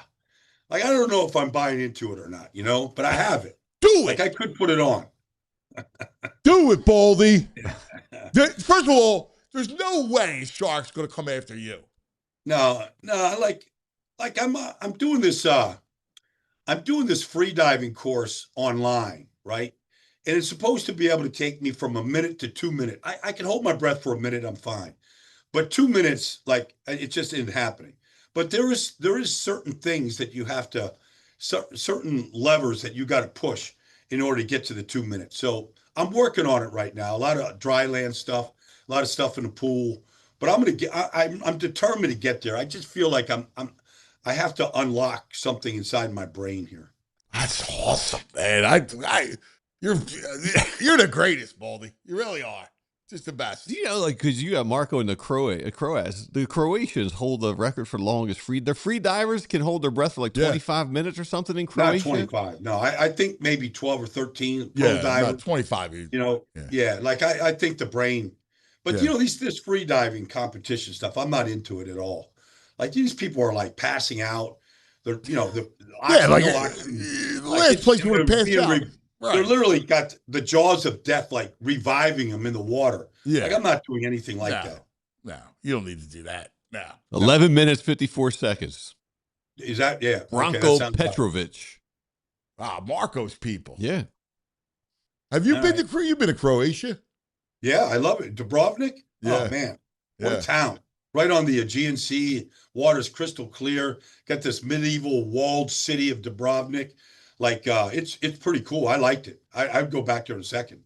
Yeah, my buddy is from Zadar, which is south, one of the real coastal town, right? Well, when Yugoslavia broke up, it broke up into 5 different countries. So, you know, the United States plays Bosnia, Herzegovina, that's one of them. Croatia, Serbia, right? But Croatia, they got the ocean. Yeah. They got, they got the sea. And so, it was an ugly ugly civil war, but, Croatia, I think, came out of it just from that standpoint. All the reports are like flourishing right now. They had, in fact, you met my buddy Marco. In fact, during the war, he had anti-aircraft on the roof of his mother's house when they were fighting the Civil War. So he could fire and hit, like, invading. No, they had, like, they mobilized and they chose his mother's house. All right. And that's where they put the anti-aircraft. I feel like we need to see this an episode on Netflix. Yeah. About that whole Civil War. That would be fascinating. That would be that was nasty. All right. Let's get down to some pigskin because I'm dying, dude. Like, the soccer's great. And I like the broadcasts are cool because it reminds me of football, right? Like how they package what reminds me of football with this World Cup, and I followed it a great deal, is the stars have come out. Yes. And, we're a star-driven league, in the NFL. But, Mbappe and Messi and, like the guys are showing up, man. And so when the stars show up, we get eyeballs to the sets. We get interest. They've got obviously a big match in Philly coming up. I feel like that's the similarity to me is, Ronaldo, whatever. Like, you go through all the guys that are, like, firing in all cylinders right now. You know what got me, like, it was like, I love sports TV, right? I love how it's done. And the way Fox has killed it, they're great coverage, right? Yeah. And so they have had, you have like the big lead in, and then you have the match, and then you go back halftime. Yeah, right? Like it's my football brain that starts to like do all that. And then it was interesting because I was thinking about the communal viewing. Like, everybody in the world's watching this stuff, right? And in the NFL, it's all of our whole country. Like, it's the only thing that we watch together as a nation is football. Yeah. Right? Yeah. No, I mean, I was playing the golf tournament yesterday, and I saw Shefty was there, and Mike Tannenbaum. There was a lot of people from the Giants, like their media coverage was over there. So, like, we were talking about. Where'd you play at? We played at Huntington Country Club up in Huntington, Long Island. Oh, nice. Up at this Oheka Castle. So my buddy Big Daddy, runs it. Tunnels the Tower Foundation, whatever. So it was good. It was a good day. It was a good day to golf and all that stuff. But we're all up there doing the same thing, just talking about, we're a month away, and I just got, trying to get this deal done with ESPN. Shefty's telling me, good luck, Baldy. I'm like, I had a deal done in March one year. He's telling me the story. He sat down with the president of ESPN, Jimmy Pitaro. Sat down, got the deal done in March, didn't sign it until June. This stuff just like languishes. Yeah. It's just, I don't know. But hopefully. Well, I mean, the whole idea. I'm supposed to go to training camp starting July 31st to August 12th every day. Like, they're sending me out. So, it's going to be awesome. I can't wait. Yeah. So you're going to go to the training camp tour? Yeah, and you know we're doing it on both ESPN, and NFL Network. So, but NFL Network is sending me out for like 13 straight days. But I just got to get this deal done in order to get it done. Yeah. So Yeah. Well, you know what's funny? All the guys are doing their last bit vacation. I was talking to Spags yesterday. He's down here at Avalon, yeah. right? He's wait. No, this is their time. You know, this is the time that they gotta recharge and get the family thing done and all that stuff. So yeah, everybody's out. Everybody's out of the pocket right now. But like there's some deals that could still like this Aaron Donald deal. I feel like he's coming back. I feel like he wants to play with Miles. Yes. I think that deal's going to get done. Yes. Dude, their defense is going to be sick. I mean, and I think it's good. I think it's going to happen.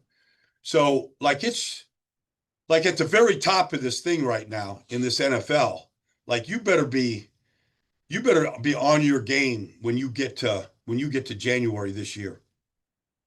I know. You know what's interesting though? The AFC is so much weaker than the NFC. The NFC's powerhouse. Like You say that, but like, what if Mahomes and Joe Burrow, like, really play at the top of their games this year? Now, I think Kansas City's got like they look like they are starved for offensive playmakers, and then can Joe Burrow stay upright for a full season and play it? Like if both those guys come back and play at a high level, like with the Chargers, I think going to be a lot better. Denver's going to be good. Like I think there's still some teams there that could compete. If Aaron Rodgers stays healthy, they're better on the offensive line.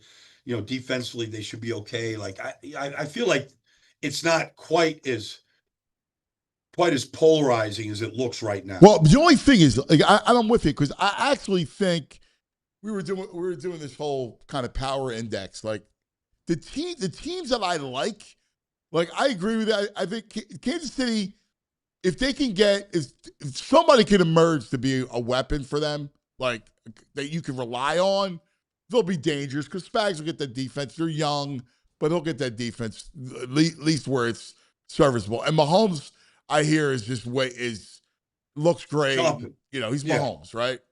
So, but after that, I look around. Like, I don't believe in Buffalo. I don't believe in Baltimore. But I think teams like the Chargers and the Bengals, those are the two teams that I think that come up. I mean, the Chargers, they should be good. Look, they fired their offensive line coach and offensive coordinator the moment they lost to the Patriots. And it was embarrassing. They could not protect the quarterback. And it comes down to like scheme. Like they just out schemed them like crazy. And so here comes Mike McDaniel. Here comes, their two tackles are coming back. They got Tyler Biadasz at center. They should be better than they've ever been on the offensive line. And so I feel like they've got and they hired a really good offensive line coach that's really qualified. And so, I feel like they could really emerge. Like they've got everything it takes to be very good. Yeah, and it's like Cincinnati, they're going to be better defensively. They're a lot like the Cowboys that I think, if you get some sort of, and they added to it. So if you could just not be horrible, if you're just middle of the road, with that offense, you should be, with be this, in the mix. With this 17, the whole season's getting pushed back a week this year, right? So, we're not going to start until, I guess September 10th or 11th, whatever, 12th. So you're going to get 3 games in September. Like September is the new August. Like nobody's going to play in preseason. Nobody, the Eagles are going to scrimmage, the Patriots, whatever. Like there's going to be scrimmages. Those are going to be like how you're going to evaluate players. Nobody's playing in the preseason. So you're not going to know anything until the end of September this year. No, I agree with you. Now the NFC. All right, let's go through the NFC. Let's create 3 tiers. All right, elite, contender, and then you got your stiff team, whatever you want to call it. Right. So we'll start. Let me start with Detroit, because I love that division. Mm-hmm. And of all the teams in that division, I think that they're on the way down. But I'm curious what you think. Yeah, no, I feel the same way. Like they got to rebuild the offense line. It was a weakness last year. They lost Frank Ragnow. They never recovered.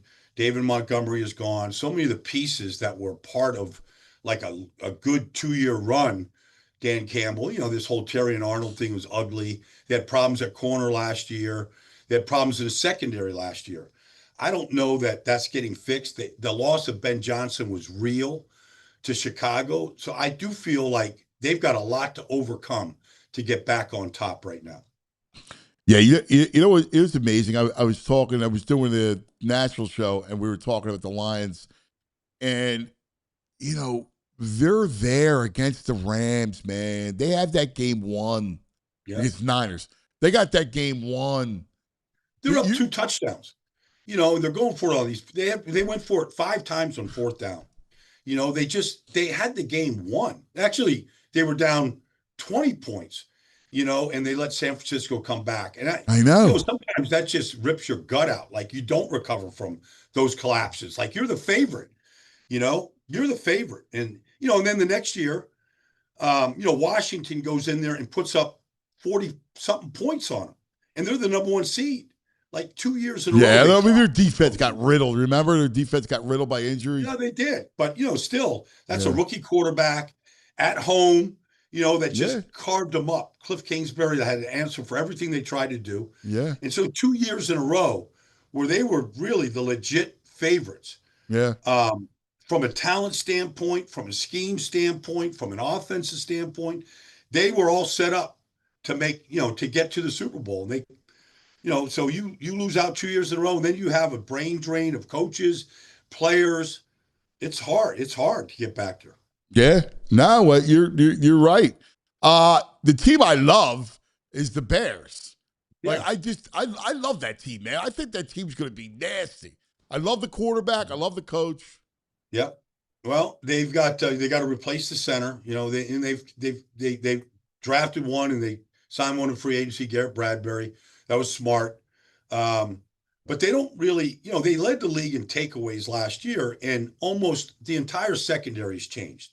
You lose Kevin Byard, Nashawn Wright, Jaquan Brisker. Like that's a big chunk of what they did last year was taking the ball away. They led the league in interceptions and takeaways. Now you give extra at bats to Ben Johnson and Caleb Williams, they're going to do something good with it. And they had the Rams. They had the Rams on the ropes going into overtime last year. At home they didn't finish the deal. So but they're on their way up. And Ben Johnson is an elite coach. Yeah. And people are gonna look at this guy and go, he's doing things that other teams only dream about doing, and he's got the personnel to do it. Yeah, yeah. Now it's funny. Packers, I think, are on the slide a little bit. I'm not a believer. I mean, I love Micah. The offense, I don't know, they lost a lot, man. They lost 3 receivers. We'll see if, Matthew Golden takes the next step. And the quarterback, as much as I like him sometimes, but he's like this. I don't trust him. Well, they're going to get Tucker Kraft back. When he was on record pace at tight end. They're doing great things. Yeah. Like he really busted out. And so he's got to come back, and Mike is probably won't see the field till October, I'm thinking. Yeah. They were 9-3-1 when Micah was healthy. Got hurt against Denver, and they kind of collapsed without him. Now, they lost Rashawn Gary. They lost a lot of guys. But if Micah gets back to anywhere where he was, close to where he was, and, they lost the defense coordinator, the head coach of Miami. Jeff is a good coach. And so that's a lot to overcome, losing him. I think they got Jonathan Gannon in there right now. And he's just saying some things that don't make any sense. He's saying things like, it doesn't matter what front we play. Oh, really? Okay. Maybe that's why you were giving up 40 points a game in Arizona. Yeah. I want to like Jonathan, but he's just saying wacky things. Yeah. Like you build your team Yeah. around the front. Yeah. And then you draft according to the front. Like when does it ever get, and then the coach I'm is not a saying, fan. we don't really need a number one wide receiver. All right, good luck on 3rd and 15. Exactly.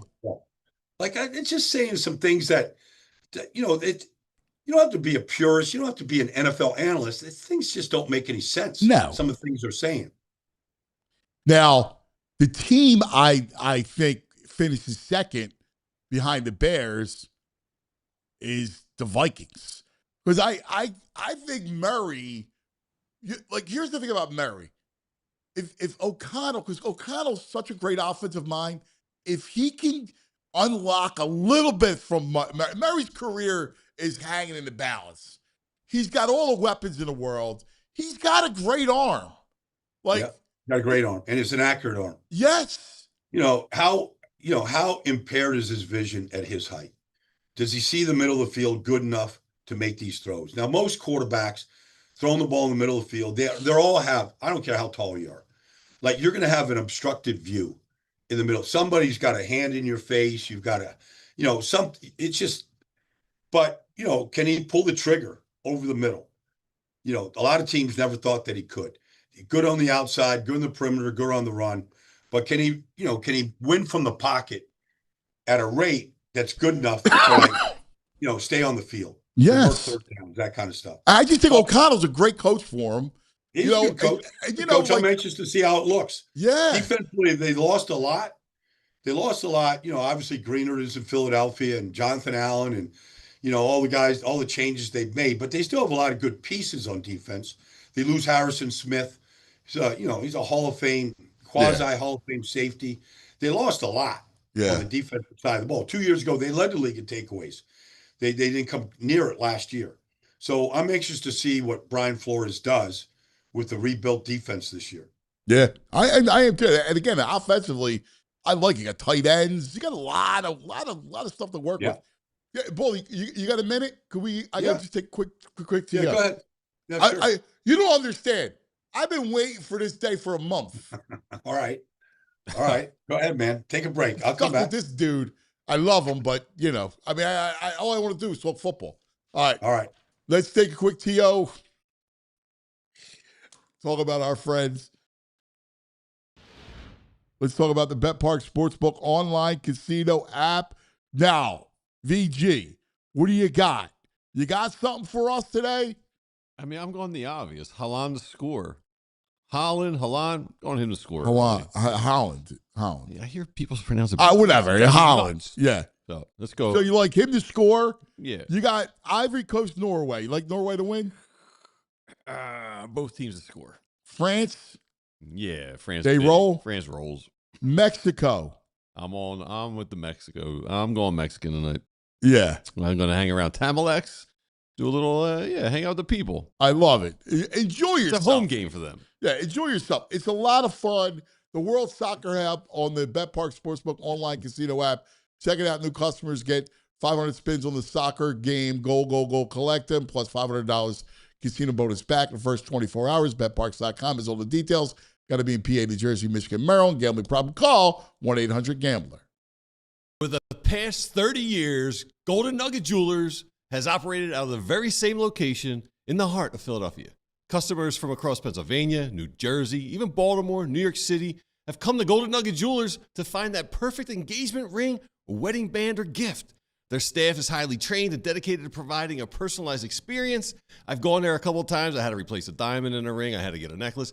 They're not pushy. The staff is super informative. It's just a great shopping experience. They have a vast selection of engagement rings and wedding bands, along with high-end watches, fashion jewelry, sparkling diamond necklaces, bracelets, earrings, and everything else you could think of.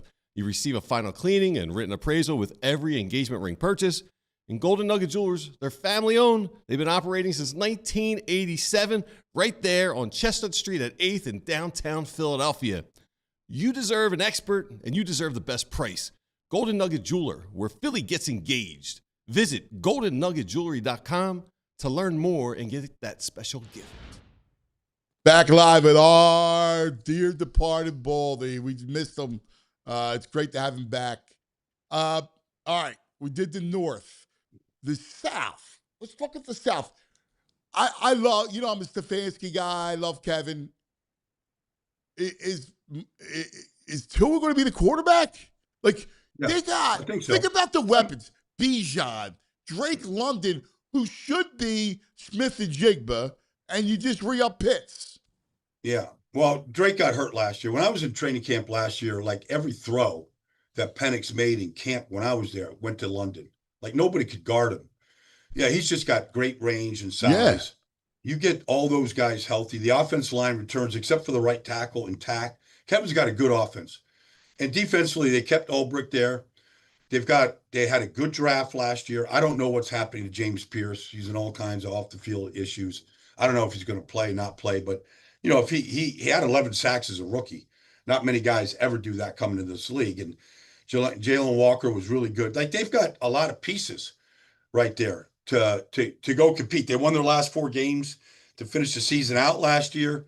I think Stefanski's walking into a good role. Matt Ryan took over basically football operations. Like he knows what he's there every day. I've talked to Matt. He's in Flowery Branch. Like he's making this his career. So I think Atlanta is good, but I think Tampa is going to make a bounce back. Like I really do. They had all these injuries last year. Baker's still there. They got to figure out the contract. But I think it's going to be, and Carolina is so good defensively right now. So good. And Bryce Young has improved, whether you like him or not. He has improved every year and won the division and took the Rams to the brink last year in a playoff loss. It's a good, in New Orleans, look, Tyler Shuck, last 10 games was really good. And I believe in Kellen Moore. Like, I think this is going to be maybe the winner of the division is 9-8, maybe 10-7. I don't think anybody runs away with it, but I feel like it's going to be a very competitive division. Yeah, it is interesting. I got to see it with Carolina. I like Tate. I think McMillan is legit. He's a good weapon. The run game, and I've never been a Bryce guy. You're right. He has improved. So we'll see.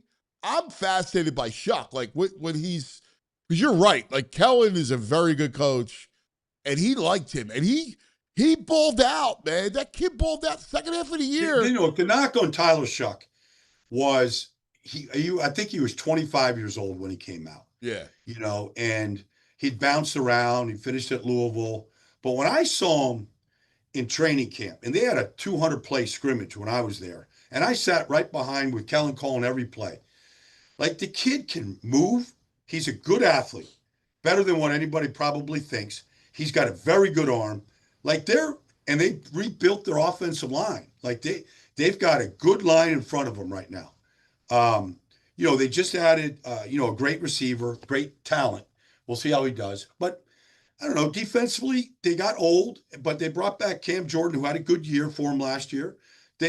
I feel like they can compete right now. They're well led. And I think Tyler Shuck, I don't think this is just a mirage. I think he can really throw the ball and really knows how to play the position. Yeah, I agree. I'm with you.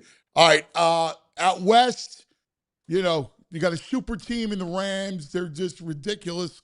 The defending champions. I don't know about Frisco. Arizona's dead. I don't know about Frisco. All those injuries, it just takes its toll. I don't know what you're bringing back. Well, they're all coming back. Nick's coming back. Fred's coming back. They're all coming back. And so they're going to be, they lose Robert Saleh, which I think is a lot. Like, they still won 11 or 12 games last year, and they lost their starting quarterback for 7 games. Kyle Shanahan's an amazing coach. I know he hasn't won a Super Bowl. He is. But he's an amazing coach. Yeah. Like, that guy is so organized. Yeah. He's so buttoned up. Like, you talk to Sam Darnold about what he did for him in the year that he spent in San Francisco. I would never write them off. Now, they couldn't score a touchdown against Seattle in the postseason, playoff loss, but they got there and they won a lot of big games. And so, they came to Philly and won. They are a resilient, tough group. Yeah. And it starts with the head coach. Yeah, he's a great coach. Seattle is loaded. The things they're doing, I was talking to a very good defensive coach yesterday at this golf tournament. And he was just trying to explain to me the things that Mike McDonald does on defense, that it's just a matter of time before, like, every one of his assistants are going to get plucked.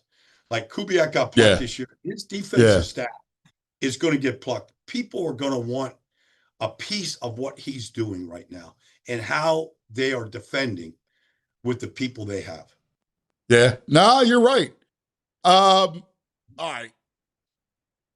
Is there any way, now let's always assume health, but is there any way the Rams could be derailed? Because other than Puka and the issues around him, I don't see any way that they go bad.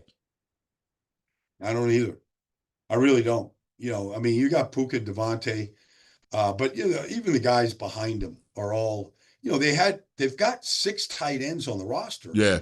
They it's played crazy. 4 last year. Like they've got such flexibility in how they attack you. And so Stafford's the MVP by a mile last year. And at 38, he played the best football he's ever played. Now, and that was including a collapse in Philly in week 3 last year where they had the game sewed up. They couldn't make a field goal. And that was the only weakness they had was special teams last year. Like, they are so good. The roster, now, because you've got the best roster in the league doesn't guarantee anything.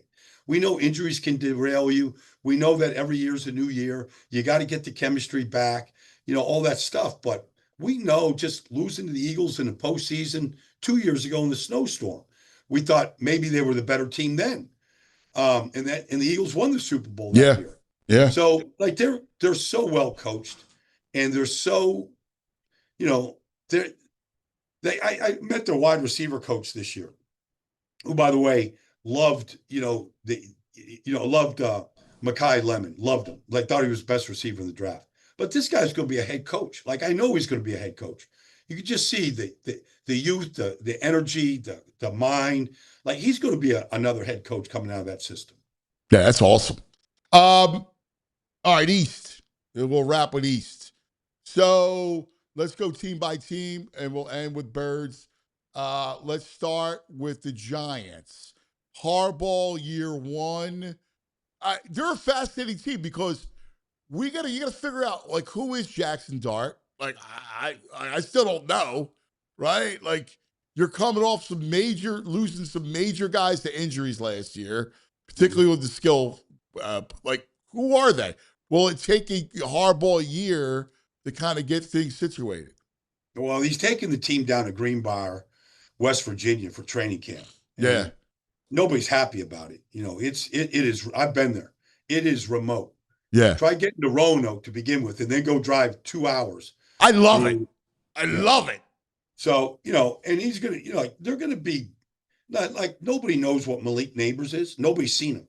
Right. Like, if he can't go or if he's not what Malik Neighbors was his rookie year and a little bit last year, like, they don't have a number 1. They got a lot of other guys there, but nobody. Malachi Fields, a rookie, like, Scatterboo's still coming back. I think the offensive line is the strength of the team for the first time in forever.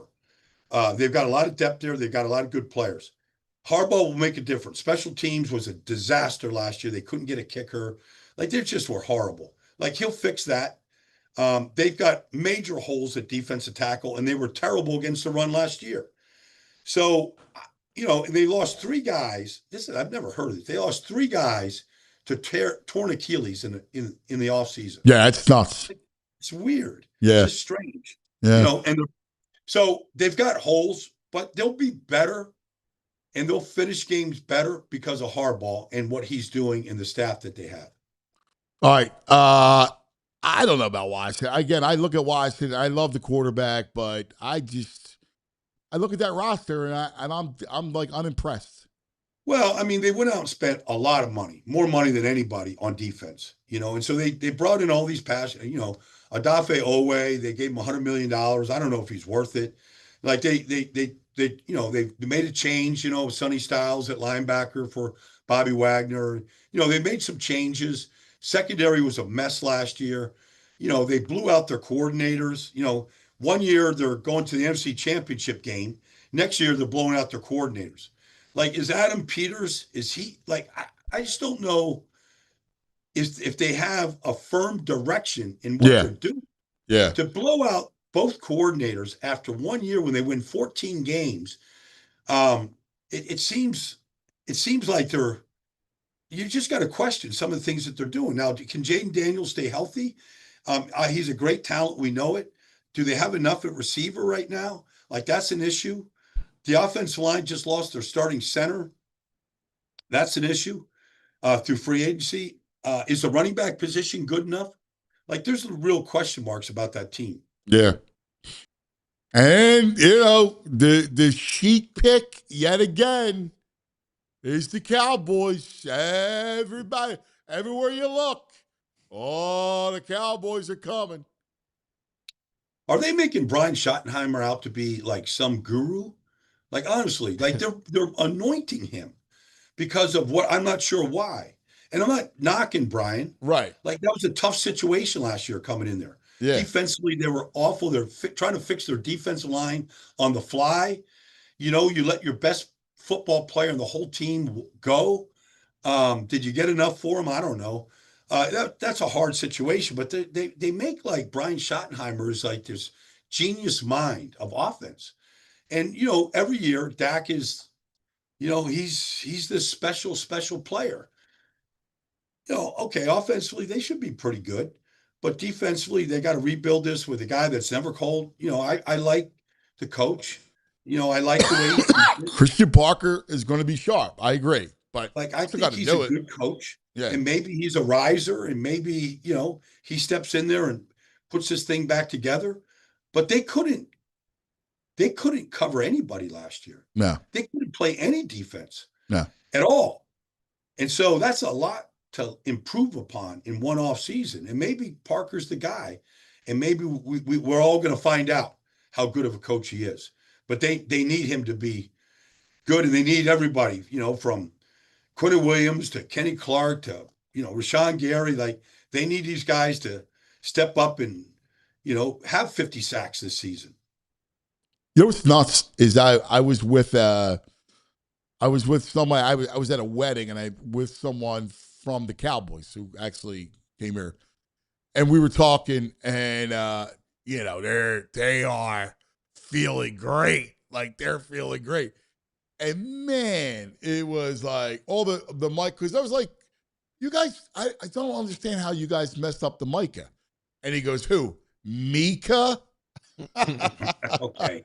All right. Well, they got to I guess they got to soften the blow. Yeah. Who cares? Who cares if he's Mika or Micah? Yeah. Like, when you get a great player, exactly. You coddle that player. You pay that player. Right. Like, there's only certain guys that can chase a quarterback from sideline to sideline, like Michael Parsons. Right. The whole game is about disrupting the quarterback. And they had the best in the whole league. The best. And no, look, it's unfortunate he got hurt in Green Bay, and maybe you can maybe that sort of mitigates the blow of losing that guy. Who cares if anybody liked him in the locker room? I play with plenty of guys that were mucks, right? But they could play on Sunday. Like, I'm doing this thing at the SAC Summit in Vegas, right? In 2 weeks. So we got this panel of, great pass rushers that I got to sort of MC, and Lawrence Taylor's going to be there. Wow. Did Lawrence Taylor do anything right from a team standpoint? No, he was the best player in the league, though. Like, you just let that guy go. That's what you do in this business. Like, did Reggie White practice? Not really. Put a helmet on. Didn't do much. Went out there and dominated on Sundays. No, dude, you're so right about that. So right about it. Are you doing the masterminds too? Yeah, I'm literally going straight from the SAC Summit to the masterminds. So I'm going to see the best of the offensive line, the best of the defensive line, over a span of 3 days. It's going to be great.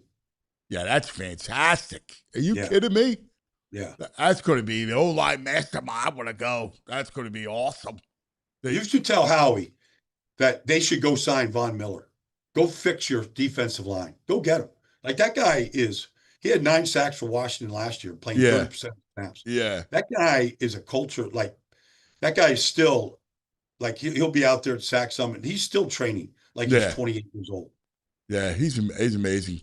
My brother, we love you. Thank you, man. Let's catch up, all right? Yep, you got it, cuz. You're I'll the talk best. to you. Yep. Great. See you guys. Baldy. That was fun.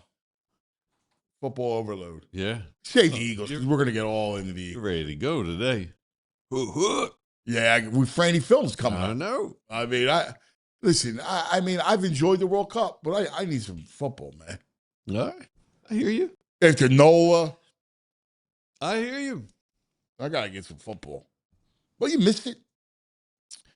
Sometimes. Not every day. Every now and then. Every now and then you get to. Yeah, it depends. If there's a bad Sunday on TV, I'll be like, I could use some football today. Is like, what do you miss? Where is football's not one for you, is it? Yeah, I mean, I watch more football than anything else. But that doesn't mean anything. Yeah, what? It's football. Football's number one for 99% of the country. No, right? Yeah, but I never get the sense that you like got a hankering for it. I go out a lot. All right, let's take a quick TO. I go out a lot. Let's take a quick TO. Talk about our friends. Let's talk about TrueMark Credit Union. Yes. You know what I like? Something that actually rewards you for the way you already spend your money. Let me tell you what I like. That. All right? You get that with the Everyday Elite Visa credit card from TrueMark Credit Union. We're talking up to 4% back on eligible everyday purchases, including gas, where it costs you $100 to fill the tank. I had to say it like that. For a limited time, new cardholders get 0% introductory APR on purchases for the first 12 months, then 17.99 APR after that. More cash back, less cash. Apply today, TrueMark.com, or stop by any of the TrueMark Union's 24 branch locations. That's right. Rates based on creditworthiness, 4% cash back on eligible purchases. Bonus categories capped annually. Restrictions apply. Visit TrueMark.com for details. Insured by the NCUA. You know what's funny? We can stream anything instantly. Order food like 15 minutes. But somehow getting tickets to a game or concert feels like a full-time job. So you're dealing with waiting rooms, prices jumping around, hidden fees. It's just all brutal. That's why I've been using the Game Time app, and it just makes everything a whole lot easier. I was looking for tickets the other day, just messing around, seeing what comes up, and literally within a couple minutes, bam, couple taps, I got great seats I'm looking at, real prices, no nonsense. And what you see is what you pay. No surprise fees popping up at the checkout. And I love this. Before you buy, you can actually see the view from your seat, so you're not guessing if you're stuck behind a pole or something. They've also got these great zone deals where you pick the section, they pick the seat, and you save even more. And with the Game Time guarantee, you know your tickets are legit and you're getting the best price. Honestly, it takes all of the stress out of this ticket buying.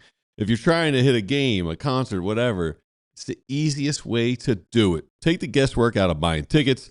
Download the Game Time app, create an account, and use the code PHLY for $20 off your first purchase.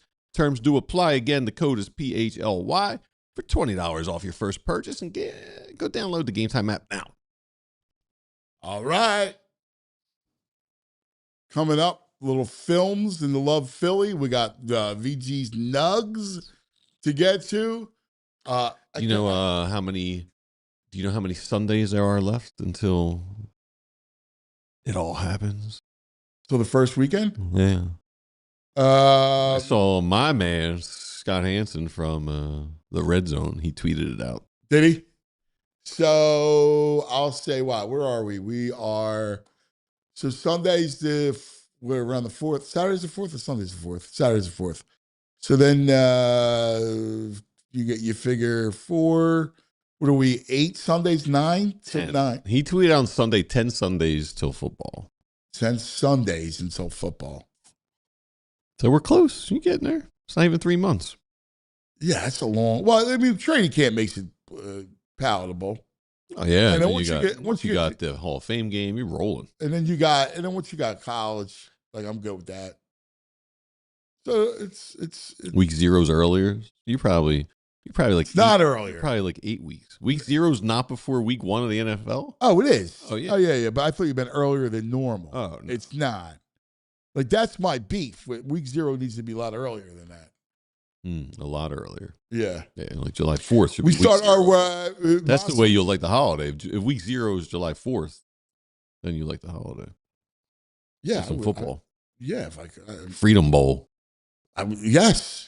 Right? I would love the Independence Bowl, Freedom Bowl. No, if you notice, years past, I was always away during this period of time. Yeah. Usually Yeah. overseas. Yeah. Mm-hmm. Yeah. Nowadays, it's tough to. I just saw this story. A couple, they could have, it's tired of the rat race here. Went to Abruzzo, bought a house for $13,000, spent $12,000 to fix it up.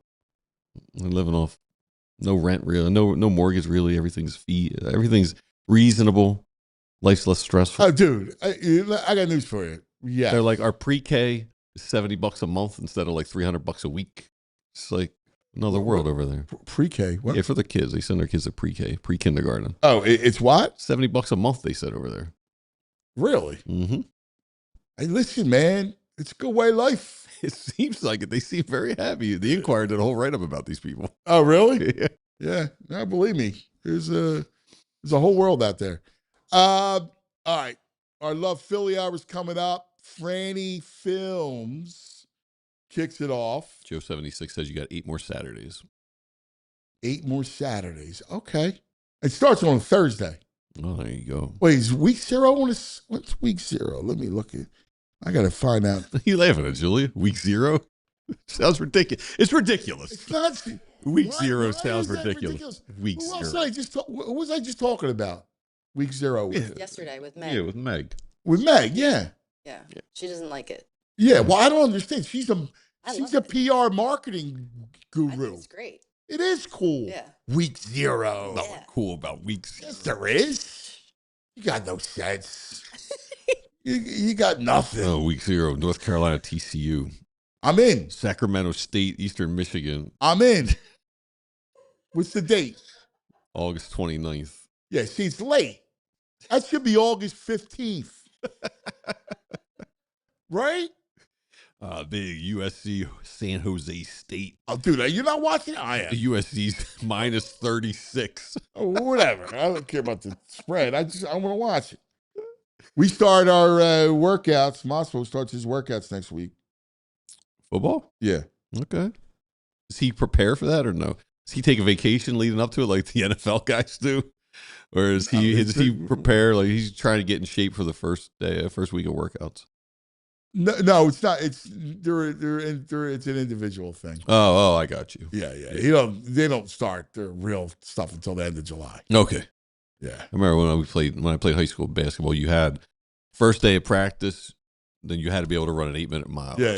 Try out. So we all had to build up to it. Yeah. All right. It's time now for the Love Philly Hour.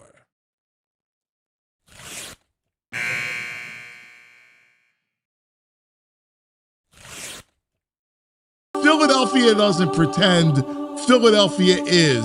It's not just the title of Philly. It's a feeling. It's a heartbeat. A city that never asked for permission to be itself. That's us, right? That's our personality. Philadelphia doesn't pretend.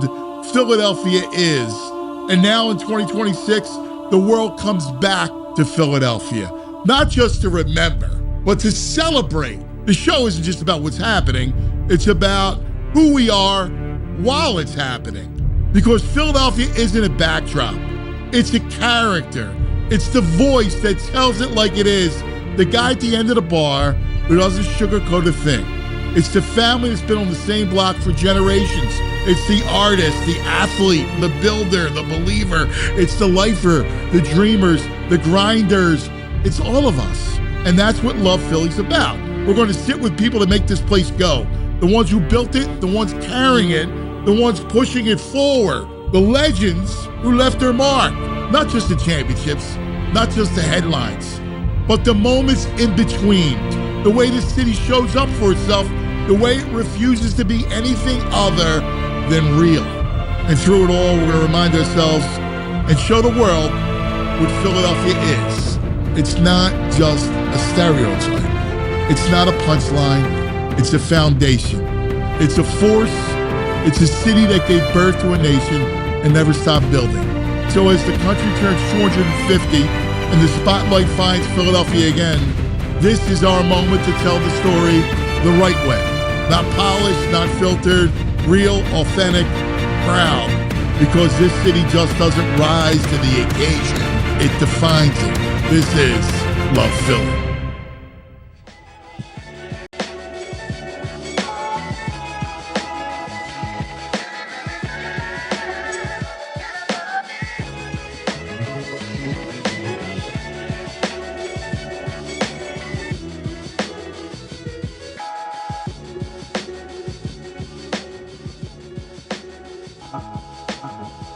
Philly loves Wawa.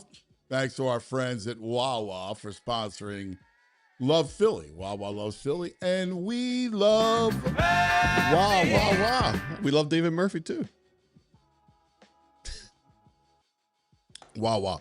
Franny's coming up in just a moment, so I want to kind of lock in. Lock it in. Re-lock in with him. Do it. But first, we need a PSA in this building. Let me say this. What do you got?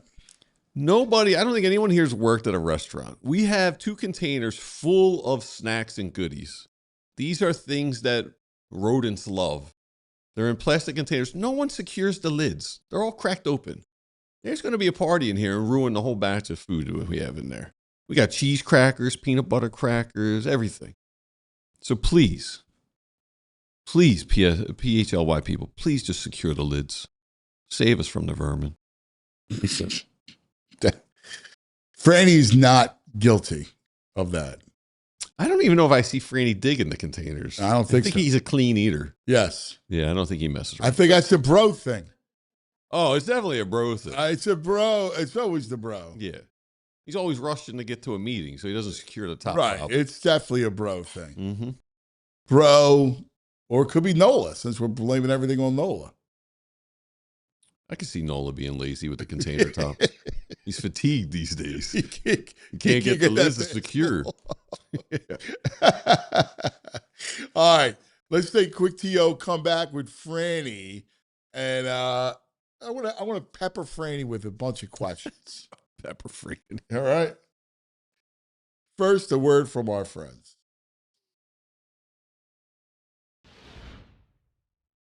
BetPark Sportsbook online casino app is your world soccer hub.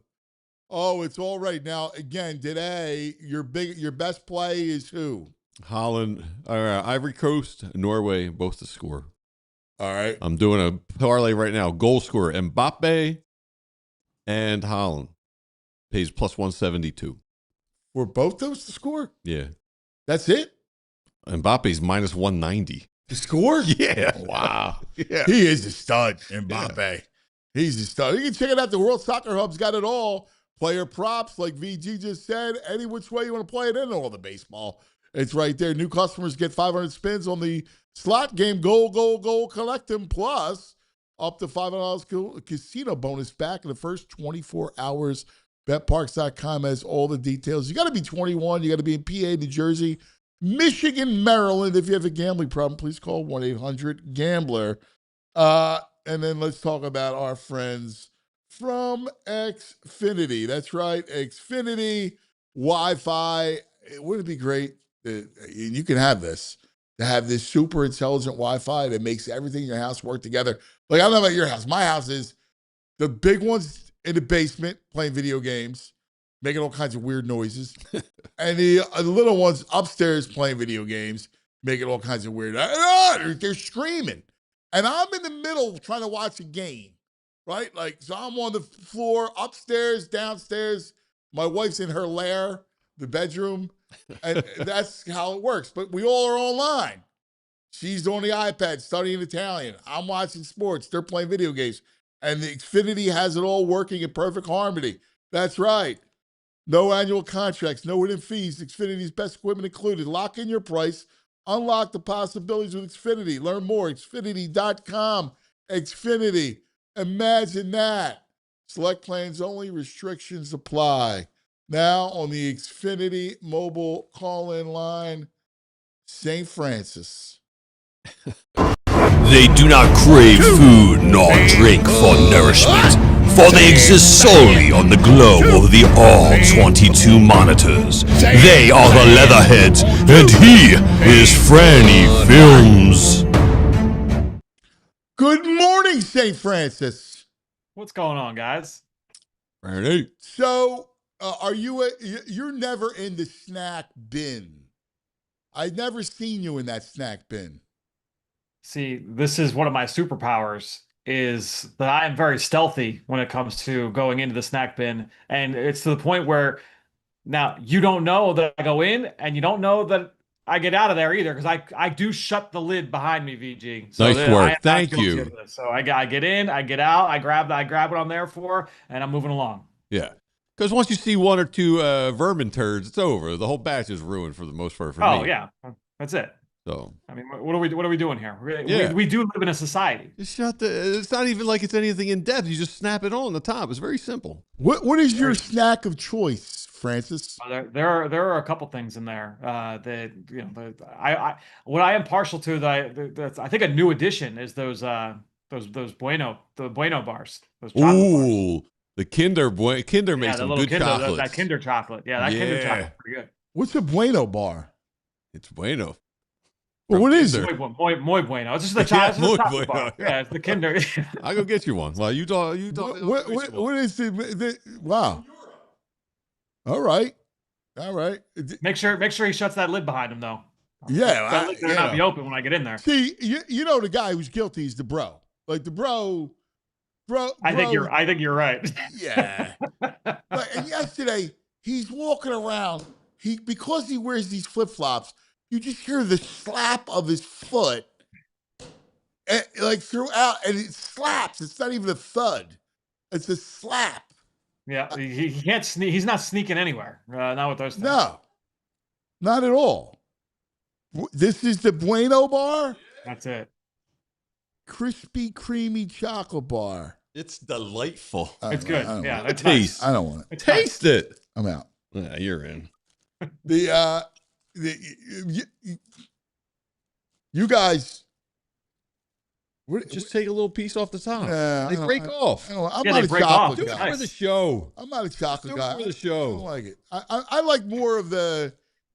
I like the what you call it's It's better. a tiny little piece. I like the. I'm a salt guy. There's Yeah. salt inside it. It's loaded with salt. Are you a salt guy? Look. I'm an equal opportunity snacker, so whatever's there. Like I'm gonna, if I'm going to the trouble of opening up the bin, I'm gonna take something. It's just a matter of what the preference is. I got you.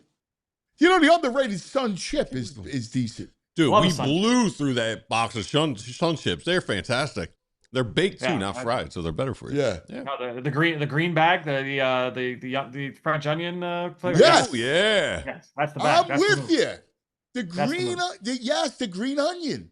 That was Yes. that was great. I'm with you. I got a bad itch. It was funny.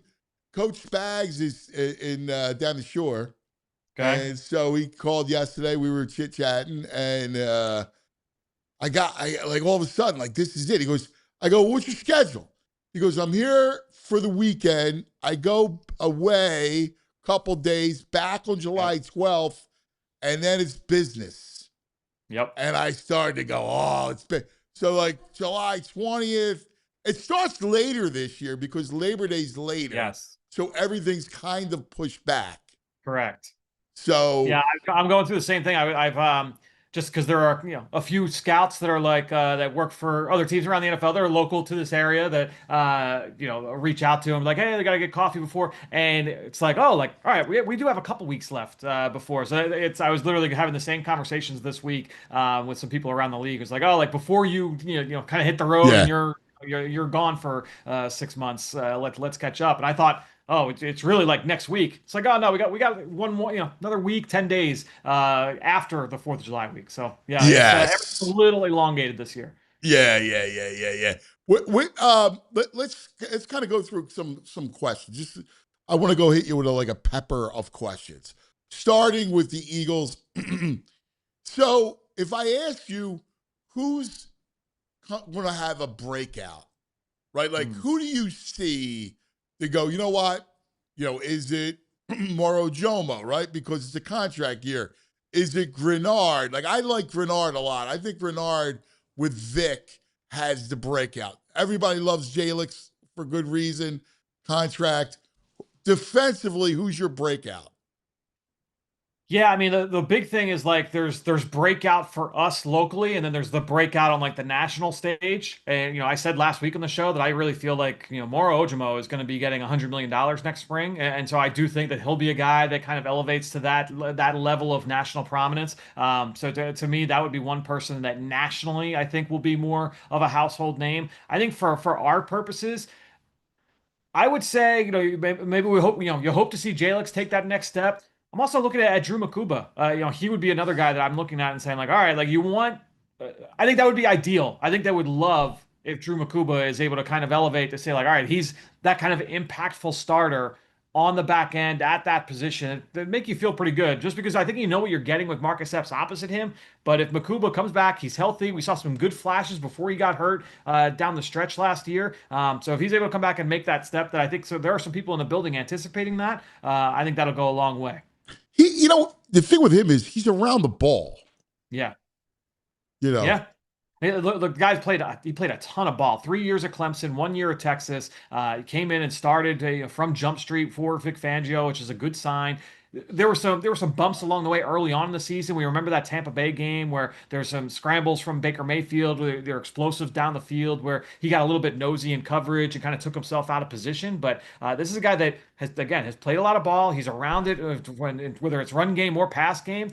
He's got the ability to take it away. So to me, he would be one that I'm kind of earmarking as maybe like an under the radar, next level step up type of player. Yeah. I like that. What do we think about Campbell?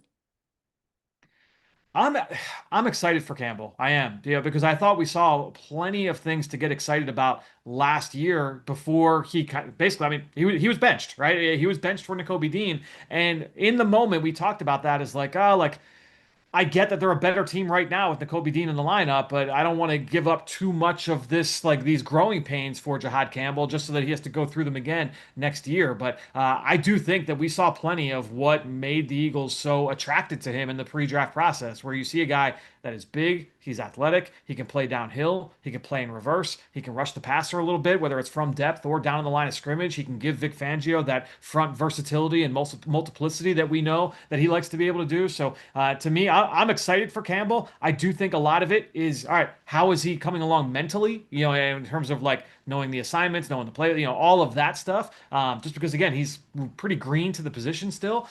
So that I'm excited for Campbell. And to me, working alongside Zach Bond, I think that's going to pay big dividends for him down the line. Yeah, I am too. It's funny. I get the sense that the fan base is kind of like out on Campbell. Interesting. I get the sense that there's because I see it the way you do, where I go, listen, they haven't scratched the surface of this kid. Like, this kid's a premier athlete. Yeah. Yeah, I'm kind of neutral on him. I'm not out on him, but I'm not like it's interesting because who I think I'm having a breakout, I don't think he's gonna from camp win a battle, but I think things are gonna happen this year where Trot Jr. is gonna have a big year this year. I feel like it. I feel like he's going to get on the field. I mean, think there's going to be a way he gets on the field, but when he gets his chance, I think he's going to shine. I think there's a range of outcomes there where that does happen, VG, where it's like, and that's probably not a good sign for Campbell, right? Is if Trot Jr. is able to kind of carve out that role, and he plays on early downs, and Campbell comes in on passing downs, whether it's as a rusher or in coverage, that kind of thing. That's probably not a good sign for Campbell's long-term future. But I think when you're looking at when I'm looking back at Campbell, because I agree, I do think that overall the excitement on him is probably lukewarm.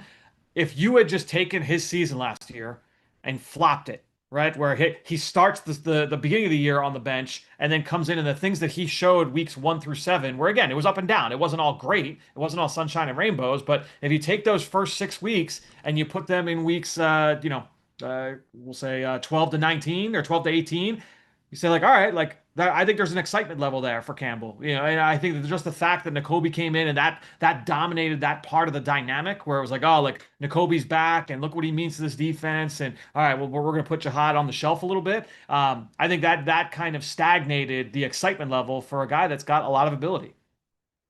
I agree. I think the same thing. Like, I think you're missing his athleticism. Like, he's a football player, man. No, I know all that coming in, and you watch him play. It's like, I don't know. I don't know if doesn't have a grasp on. I don't know. Instinctually, he doesn't seem like he always knows where to be. Well, I mean, he was a rookie. I understand. He was a rookie and a guy that hadn't played a ton at that position, right? Like, again, like got to Alabama as a pass rusher, which again, like, you look at Zach Bond. Like Zach Bond was a pass rusher at Wisconsin. Yes. Came into the NFL as kind of like a tweener. Like, is he a pass rusher? He's probably too small to play there. So he was like a sub package guy and special teamer. And they brought him here to Philadelphia. It's like, no, like he's going to be an off-ball backer for us. And because at that point he was so seasoned, he played his entire rookie contract already. So he played 4 years in the league, and he was able to take to that position switch like a duck to water, and was able to hit the ground running. So I think when you're looking at Campbell, the fact that he did have some ups and downs is not surprising. But I think that we kind of like looked past the ups. And it's like, oh, like, all right, like, because there were other things to talk about with that team in the first several weeks of the season. I'm excited. I should say this. I'm optimistic. Yeah. I'm not saying like, oh, he's going to come in, he's going to light the world on fire, be a top 10 linebacker. I'm not ready to say that this is like, the best linebacker duo in football, but it's capable of being that. I think that they have the ability to be that. And then I think Renard, I don't think people realize what they got in Renard. I think Renard, because it's funny, people still going, oh, are they going to go get Crosby? Like, Crosby, no, yeah, right. They're not getting Crosby. They're not. First of all, they're not going to spend more money on that side of the ball. Second of all, they're already done. Like, they're done now. Yeah, Myles Garrett is a separate thing, and I think the fact that they were being talked about with the Myles Garrett conversation, that's what leads people to think like, oh, like they're going to be in on Max Crosby, or they'd be in on some other kind of deal like that. Myles Garrett, he's an alien. That's like, if you have the chance to get a player like that, you're going to do it. Right. So I don't think that they are starving, knocking down doors across the other 31 teams to try and find edge rush help. Grenard's a really, really good player. They paid him like a really, really good player. And they're anticipating that he's going to be really, really productive for them this year. And honestly, there's reason to be optimistic that we should see that level of output from him. This is On the Clock with Franny, brought to us by our great friends at Ashley Furniture. All right, other side of the ball. What are you hearing about their line? Like, what are you hearing about their health?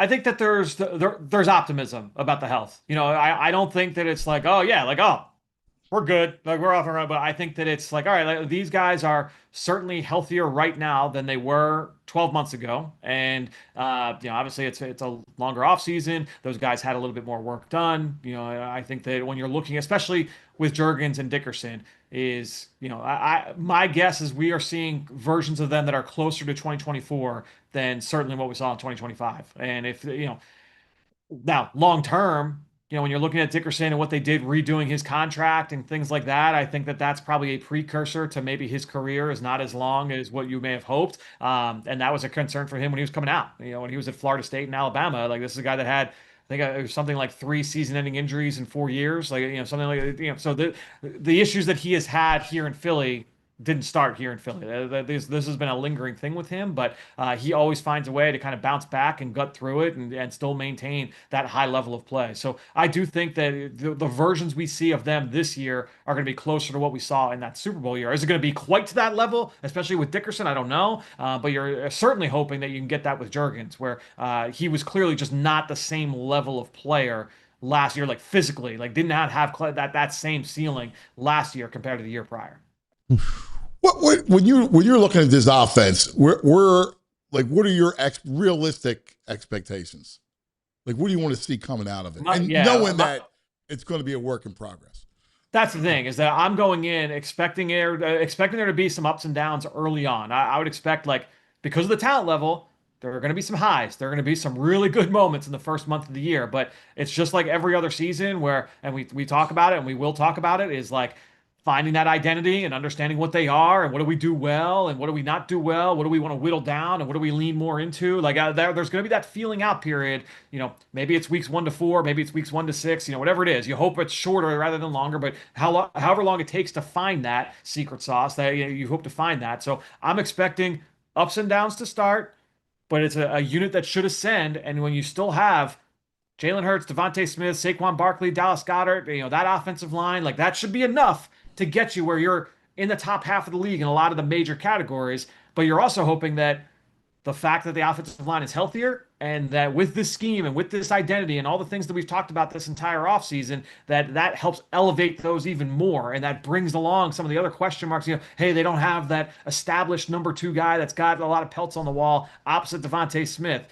Is that can the scheme help those aspects of things? So, I think that to me, the expectation should be kind of middle of the pack in the first half of the year and ascending. And this should be a group that you're talking about as like a top 8 offensive football and maybe more than that as we get down the stretch. And to me, that's my expectation because there's still a lot of assets, a lot of money being put into that side of the ball. So I think that should be the expectation.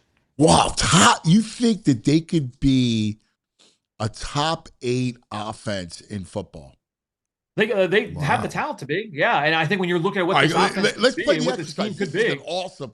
This is fun. All right, so right off the bat, let's look at offenses that you would take over the Eagles.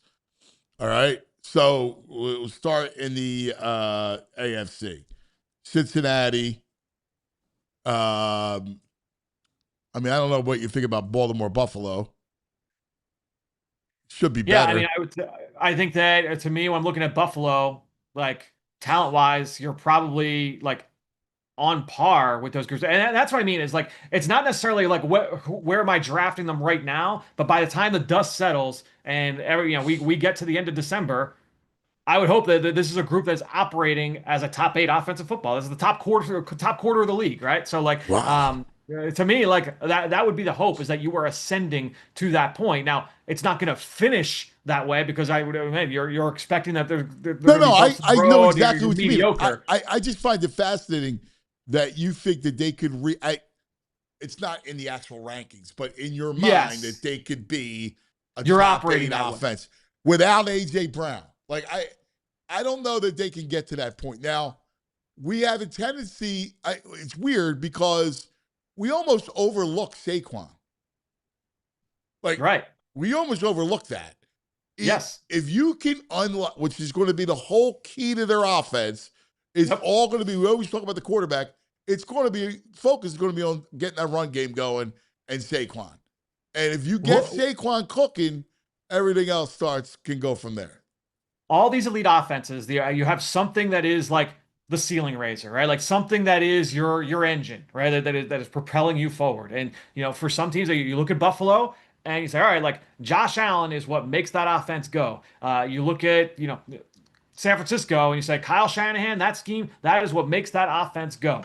You look at, the Rams, you say, that combination of McVay and Stafford, that's what makes that offense go. So when I look at this offense and I say, all right, well, maybe Sean Mannion gets to that level of play caller. Like, that would be great. I don't know that he's necessarily there. But when I look at this run game, which is the combination of offensive line and Saquon, that should be, like to me, like that is the weapon that elevates this offense and makes that offense go, because that unlocks everything else. And so I think that they are approaching it this way. And I think that that's the smart way to approach it. So when I look at this and say, like, all right, if that offensive line is healthier than last year, and Saquon Barkley, like, all right, like he was not put to work as often last year as he was the year prior when he had 400 touches in that Super Bowl run, that legendary season.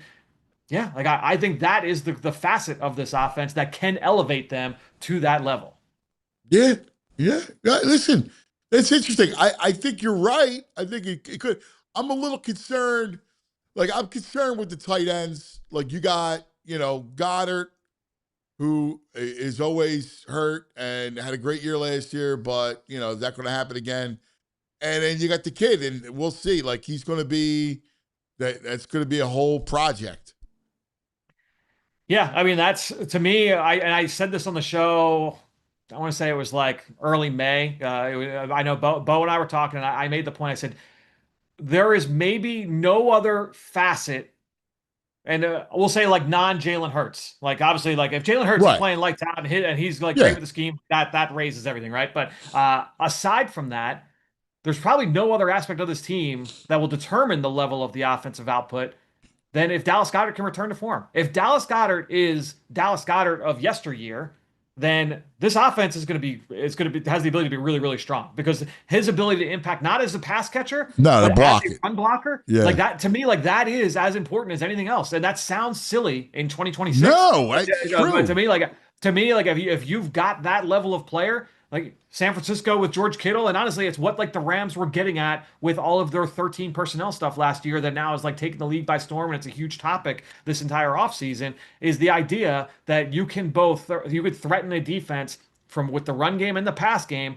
no matter how you line up, right? Like so if they go out there and you say, all right, we've got Dallas Goedert on the field, and let's say it's and that's my concern with the Eli Stowers of it all is that like I don't know that Stowers will develop into that multifaceted weapon, but you've got him on the field with Johnny Munt, and now it's 50-50 run pass, or you've got if it's Stowers, you can get his floor up as a blocker a little bit where they're not just treating him as an extra receiver, as a big bodied receiver.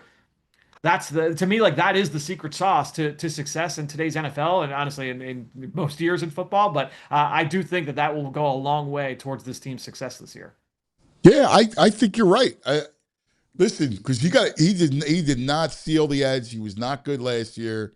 No. He was awful. And he went from a really good blocker to a bad blocker last year, especially after that stint on the IR early in the season, that early season injury. Yeah, like that's a big deal. I'm going over this top 8. I mean, if there's any questionable ones here, let me know. Ravens, Cowboys, Bills, Lions, Bears, Niners, Rams, Bengals, Chargers, Seattle. So here's the big thing, and here's Jacksonville. Seattle's the one where I'm like, I don't know, maybe there might be a drop off there with Seattle, but I think the big thing, and as you roll through those teams, VG, right? So many of those teams, you're talking run game as much as you're talking about pass game with them. I do think that is kind of the mold right now with the league and with some of these best offenses. It's not necessarily, hey, we're going to drop back and we're going to shred you from a pure like drop back pass game standpoint. You need that run game to take you to the next level.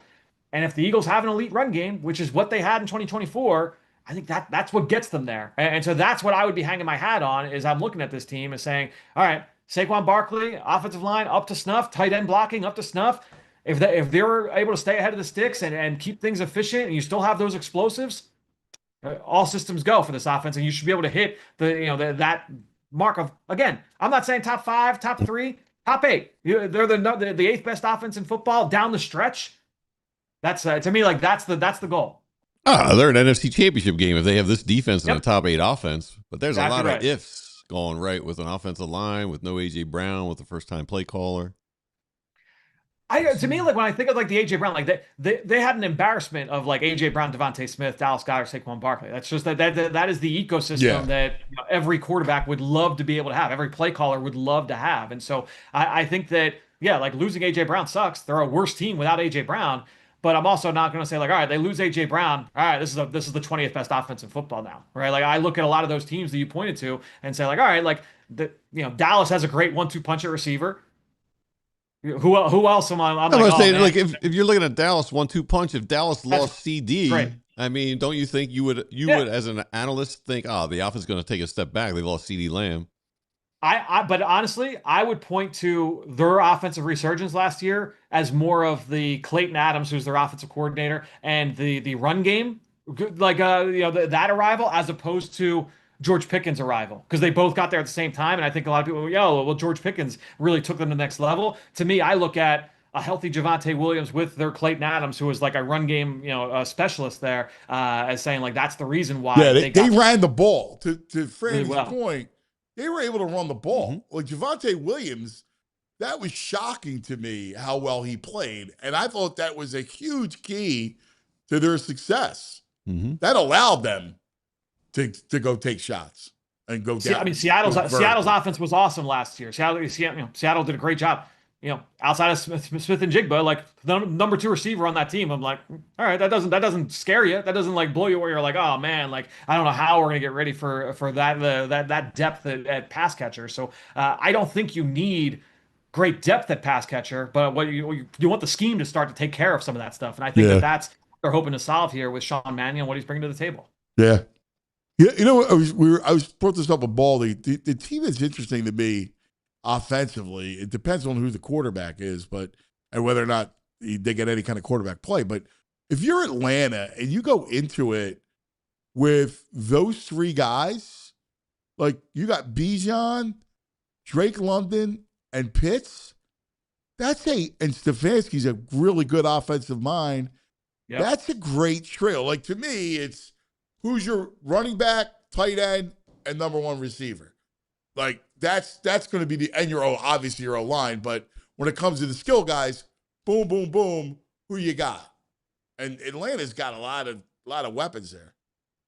It sounds like it's going to be a competition between the 2 lefties too, where it's Tua Tagovailoa coming in from Miami and Michael Penix Jr. coming off the injury. It was a late season injury, but it sounds like he's on target to get going here for training camp. Those guys, like, I don't want to say they are polar opposites as passers, but they're pretty polar opposites from a physical standpoint. Yeah, they're very different. The only thing they have in common is they're left-handed.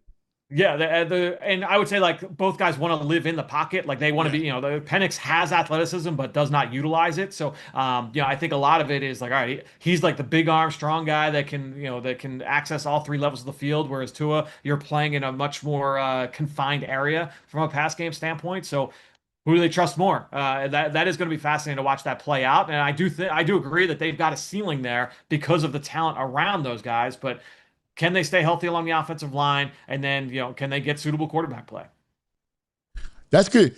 Penix was one I always thought had a shot, but he's got to see the field better. He's got to release the ball quicker. He's just got to get rid of the ball. He holds on to the ball too long. Yeah, I'm interested to see like with Stefanski, because I do have a lot of respect for Stefanski as a coach. What does that structure look like for him? Are they able to kind of clean some things up for Penix? Because me personally, I'd rather see that group with Penix. I think we've seen what Tua can be like at his ceiling. McDaniel, yes. With those 2 receivers and that run game and what they schemed up, like that's the pinnacle for Tua.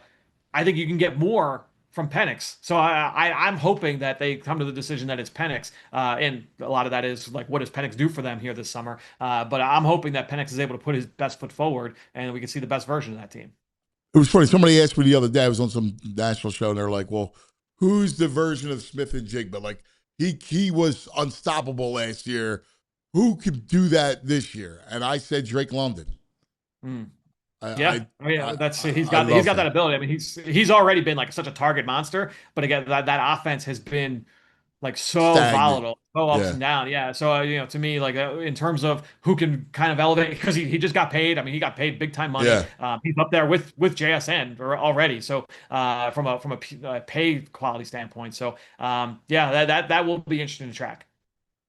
And then if you think about some of those receivers that can take the next step, you look at Chicago. I mean, they got a young receiver and a young tight end that could both eat up a lot. Like that's why I'm so high on the Bears.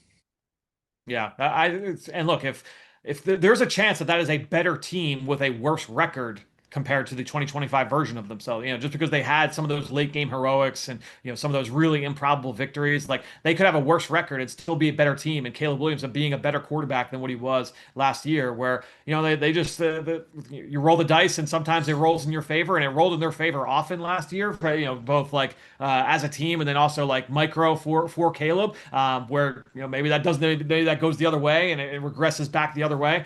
So I think when you're looking at Caleb Williams, if he makes some big strides, like that team's going to be a force to be reckoned with. But they also they had some fluky stuff with them last year as well. So I lean more towards you, where I'm optimistic about that team, and I think the defense should be better. Another year with Dennis Allen there, so I do think that defense should be better. But again, like they got a lot of big plays off turnovers. You can't necessarily count on that year after year as well. So that's an interesting team. Well, we were talking about that division with Baldy, and again, like I see 2 teams going like this in Detroit and Green Bay, and I think the Bears are here, and then I think Minnesota. I think Murray's going to be fat. I'm going to be really interested to see what O'Connell gets from Murray because he had nothing in Arizona. I mean, no coach. Like he's got to get his head right. Got to get. I'm thinking that he's going to go into it going, all right, this is my career, right? Like this is my chance. And I've always loved his arm. He's accurate. He's got a great arm. I mean, and you got a coach that can get a lot out of him with all those weapons. Yeah, I think that Kevin O'Connell has been a coach that historically has usually been pretty good at being able to figure out like what a quarterback does well and let me lean into that. And so what he's able to concoct here for Kyler Murray, I think will be really interesting to track. Are they completely ruling JJ McCarthy out? Like, does he have an actual shot in this competition? That's going to be something that will be talked about a lot over the course of the next several weeks, as they go into training camp. But my guess is that it'll end up being Kyler Murray as the starter there when it's all said and done. So Kyler Murray with Jefferson. But again, like, is that a team that can run the ball with consistency? Because that was a big concern for them. Really, honestly, throughout the majority of O'Connell's tenure has been like the inconsistencies of the run game and the offensive line. They parted ways. They allowed Chris Cooper, who's now the Eagles offensive line coach, to leave in part because like there's been volatility there and they haven't always gotten what they were hoping to get from that group. So I think when you're looking at this offensive line here with Minnesota, you're looking at that run game there. That will go a long way towards Kyler Murray or JJ McCarthy having success here this fall. Yeah. I mean, they got a lot of injuries last year. Aaron Jones and yep. You're right. It's a great and JJ, yeah. Yeah, it's a great point. It's good. Listen, that part of it's gonna be great. All right, real quick. In your world, when should week 0 start? I mean, if I wanted to be a smart aleck about it, I would say the week before week 1. I would say for me, like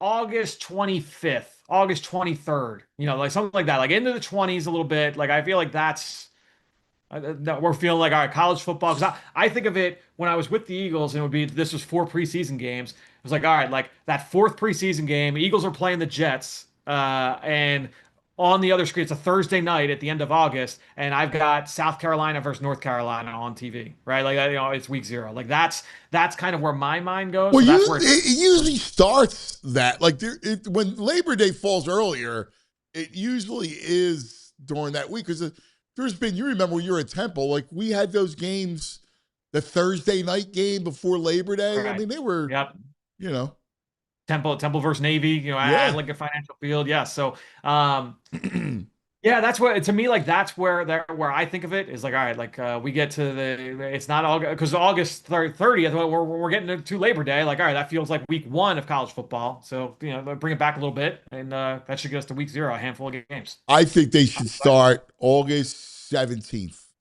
right? And then you remember we had our conversation about the bowls. Right? That should be like August 17th. It's the Citrus Bowl. It's it's USC versus Cal in the Citrus Bowl. And then you have either you want to split, you want to make it the 20th, whatever how the calendar falls. But in that window, depending on when Labor Day is. But then work that whole week where you have there's games every day that week. Yep. Like you have 2 games on Monday, 2 on Tuesday, and roll through up until, the start of the NFL. Like you can own you can own those 2 weeks. Like I'm looking at a 2-week period where I'm playing games every day for 2 weeks to own that time.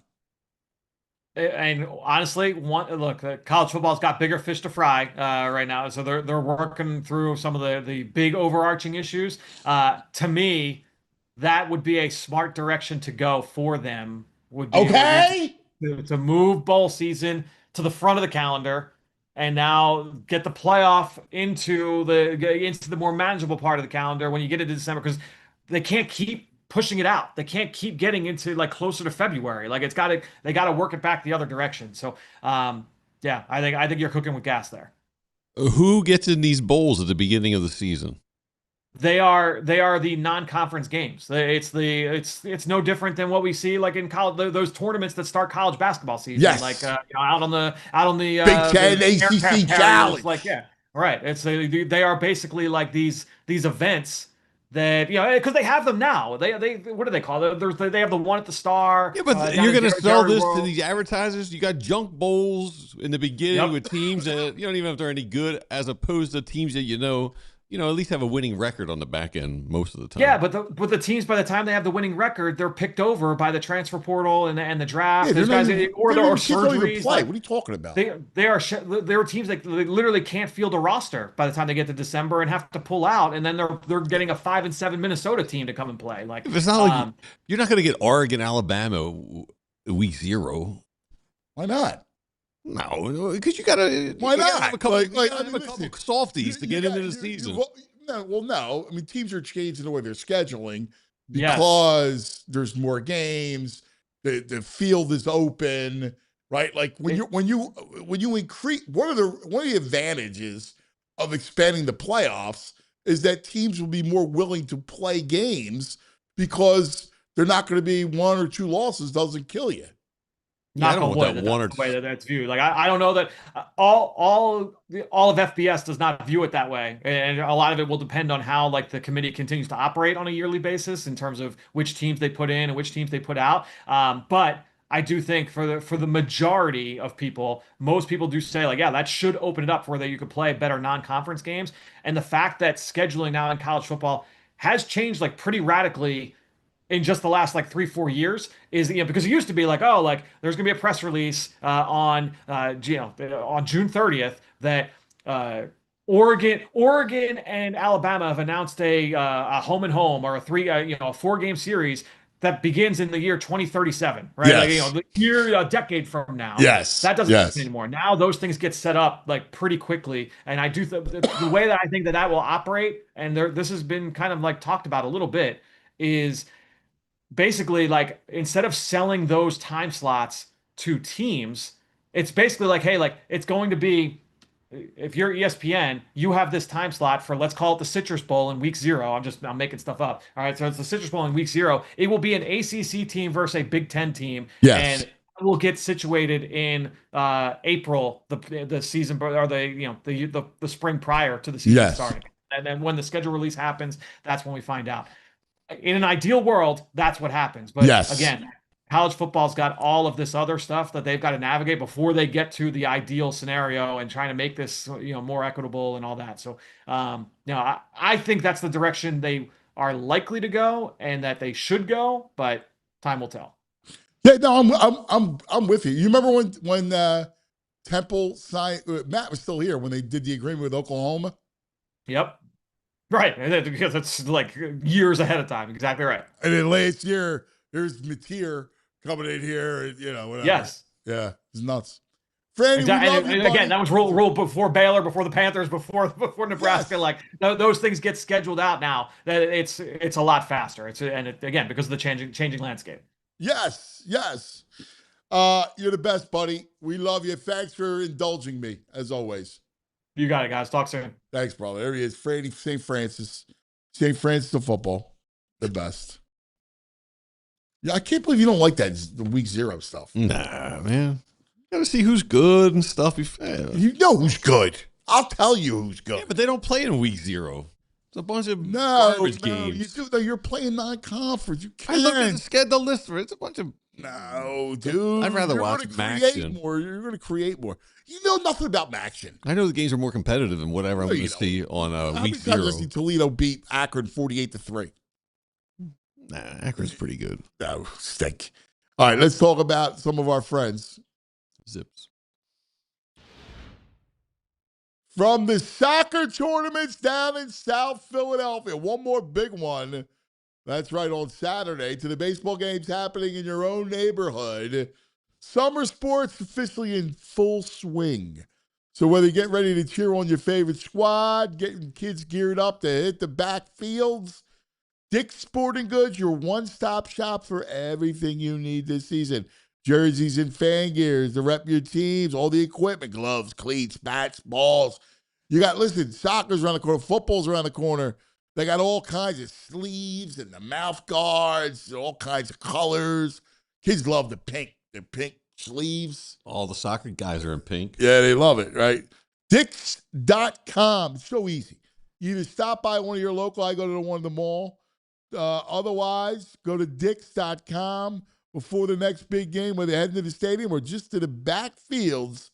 Make your first stop Dick's Sporting Goods because summer sports start here. You know it's officially summer when Hoagie Fest comes back to Wawa. I got to ask you, what's your Wawa order? Mine, I'm going classic Italian. I love my Wawa hoagies. Hoagie Fest is back this year, bringing even more value to the table. Right now, you get a shorty hoagie, wrap, or chicken sandwich, plus a bag of Hers chips and a small fountain drink for $6. You're extra hungry? It's only $8 for a classic meal. Whether you're grabbing lunch between meetings, fueling up before a game, or making a quick stop on a summer road trip, it's an easy, delicious meal at a great price. I love it. We stop on the way to baseball. Hoagie Fest, fuel up after, between games. Big flavor, great value, same Hoagie Fest energy we all know and love. But it's only here for a limited time, so get it while you can. Hoagie Fest is back at Wawa. Gotta have Wawa. Gotta have Wawa. All right, you got some nugs for me? I want to play something for you. I got to wait for you to make some money, extra money. Oh, yeah? Mm-hmm. I need it. What do we got? Very good at this. Mm-hmm. Oh, yeah, it's a thing for me. I think you'd be extremely good at this. Really? Extremely good. And you would dominate. Really? Yeah. Found it the other night on TV. Sent it out to you. You didn't respond, of course. What do you mean, of course? We could have bonded. We could have watched it together. Yeah. ESPN's got the Ocho, which is a bunch of bizarre games. Yeah. I'm out on the Ocho. I don't like it. But then they put them on ESPN News. So this is roof ball. So let me just set it up. This is a championship. I think the purse like 50 G's, but there's regional ones. You win like 5-10 grand at these. They roll up to a regular person's house. And there's like I don't know if it's an exhaust pipe or tower that comes out from the fireplace, or I don't know if it's from your bathroom. It's called roof ball. You take a football and you throw it. If you hit the little chimney thing, I forget, it's called a ping, you get 5 points. This is a great game. If you catch it, when it comes down, you get an extra point. Now, if you throw it up and it hits one side of the chimney thing and bounces around and around the world, it's like 8 points. And if you catch it, it's another point. What if you drop it inside the chimney? No, it's a tiny little pipe. It's not a chimney. It's a little pipe you got to hit. Exhaust? Yes. Yeah, watch this, dude. All right. I don't understand the round the world thing. Oh, because it's in the middle. If it bounces on one side, if it bounces behind it and comes down the other side of the little pipe, that goes around the pipe. It goes around the world. Then you got to catch it. All right. Well, I like this. They just set up out front of someone's house. Ball event, second major little championship. thing they stick up there. They try and hit, and then the guy's got to catch it. He's a pro. He's a Terminator right That's now. it. They take turns doing this. Here he goes. Here he goes. That's a bit.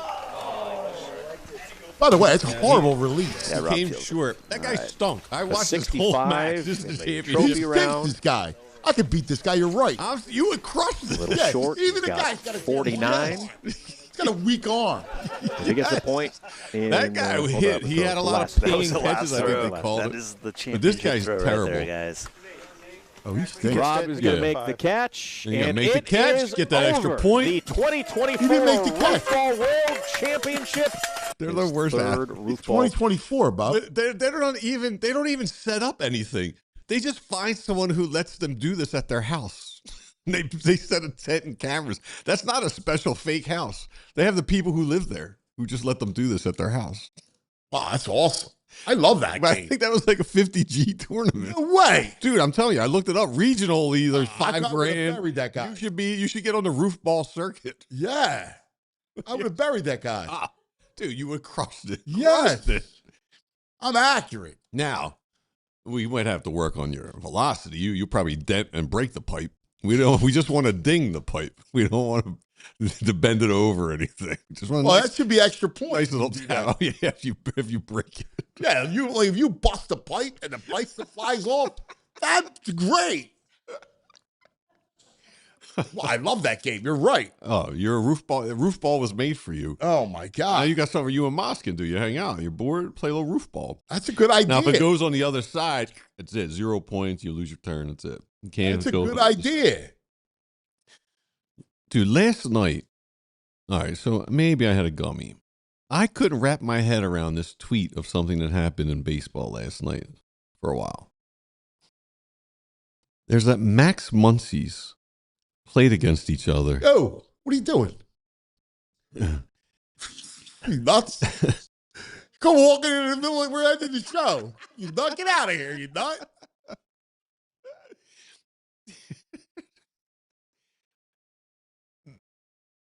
Go ahead, Tom. Max Muncy's. They both played last night. Yes, Dodgers and A's. So listen, it goes on. This is deeper than this. They're both drafted by the A's.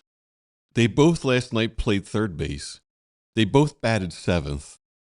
And they're both born on August 25th. Yes, I saw that. Like, what? They're both, yes. The same birthday? Yes, but they're 8 years apart, 7 years apart. They're old. Yeah, I don't know. But I was like, what the hell was going on? I was like, what's going on with these Muncies? They have the same birthday. That's wild. All right, we got to take a quick TR, last one of the day. That's nuts. That's a great nug. It was so bizarre. Same batting seventh, playing third base, same name, same birthday. That is crazy. That is crazy. All right, let's take a quick TO. All right, let's talk about the Bet Park Sportsbook online casino app. All right, your final plays of the day for the World Soccer Hub on the app. Ivory Coast, Norway, both teams to score, and France -2. And France -2. Mexico and 2. Mbappe? Yeah, and to score. We're doing Holland and Mbappe to score +177. And Mexico money line. Mexico to advance. So where are you gonna watch tonight? I'm probably going to Tamalex right on Lombard Street does a great event for all the Mexico games. Oh, do they really? I used to love that place. Yeah, that was a good spot. Yeah, so I'm going to go around there. It was packed last time. They have great cocktails in that They bar. do have great cocktails. Yes. That's awesome. Yeah. Check out the Bet Park Sportsbook online, the app. Bring it with you for all the matches. All right, the World Soccer Hub. New customers get up to $500 bonus back plus 500 spins on the soccer game. Goal, collect them. Got to be 21. BetParks.com has all the details in PA, New Jersey, Michigan, Maryland. Gambling problem, call 1-800-GAMBLER.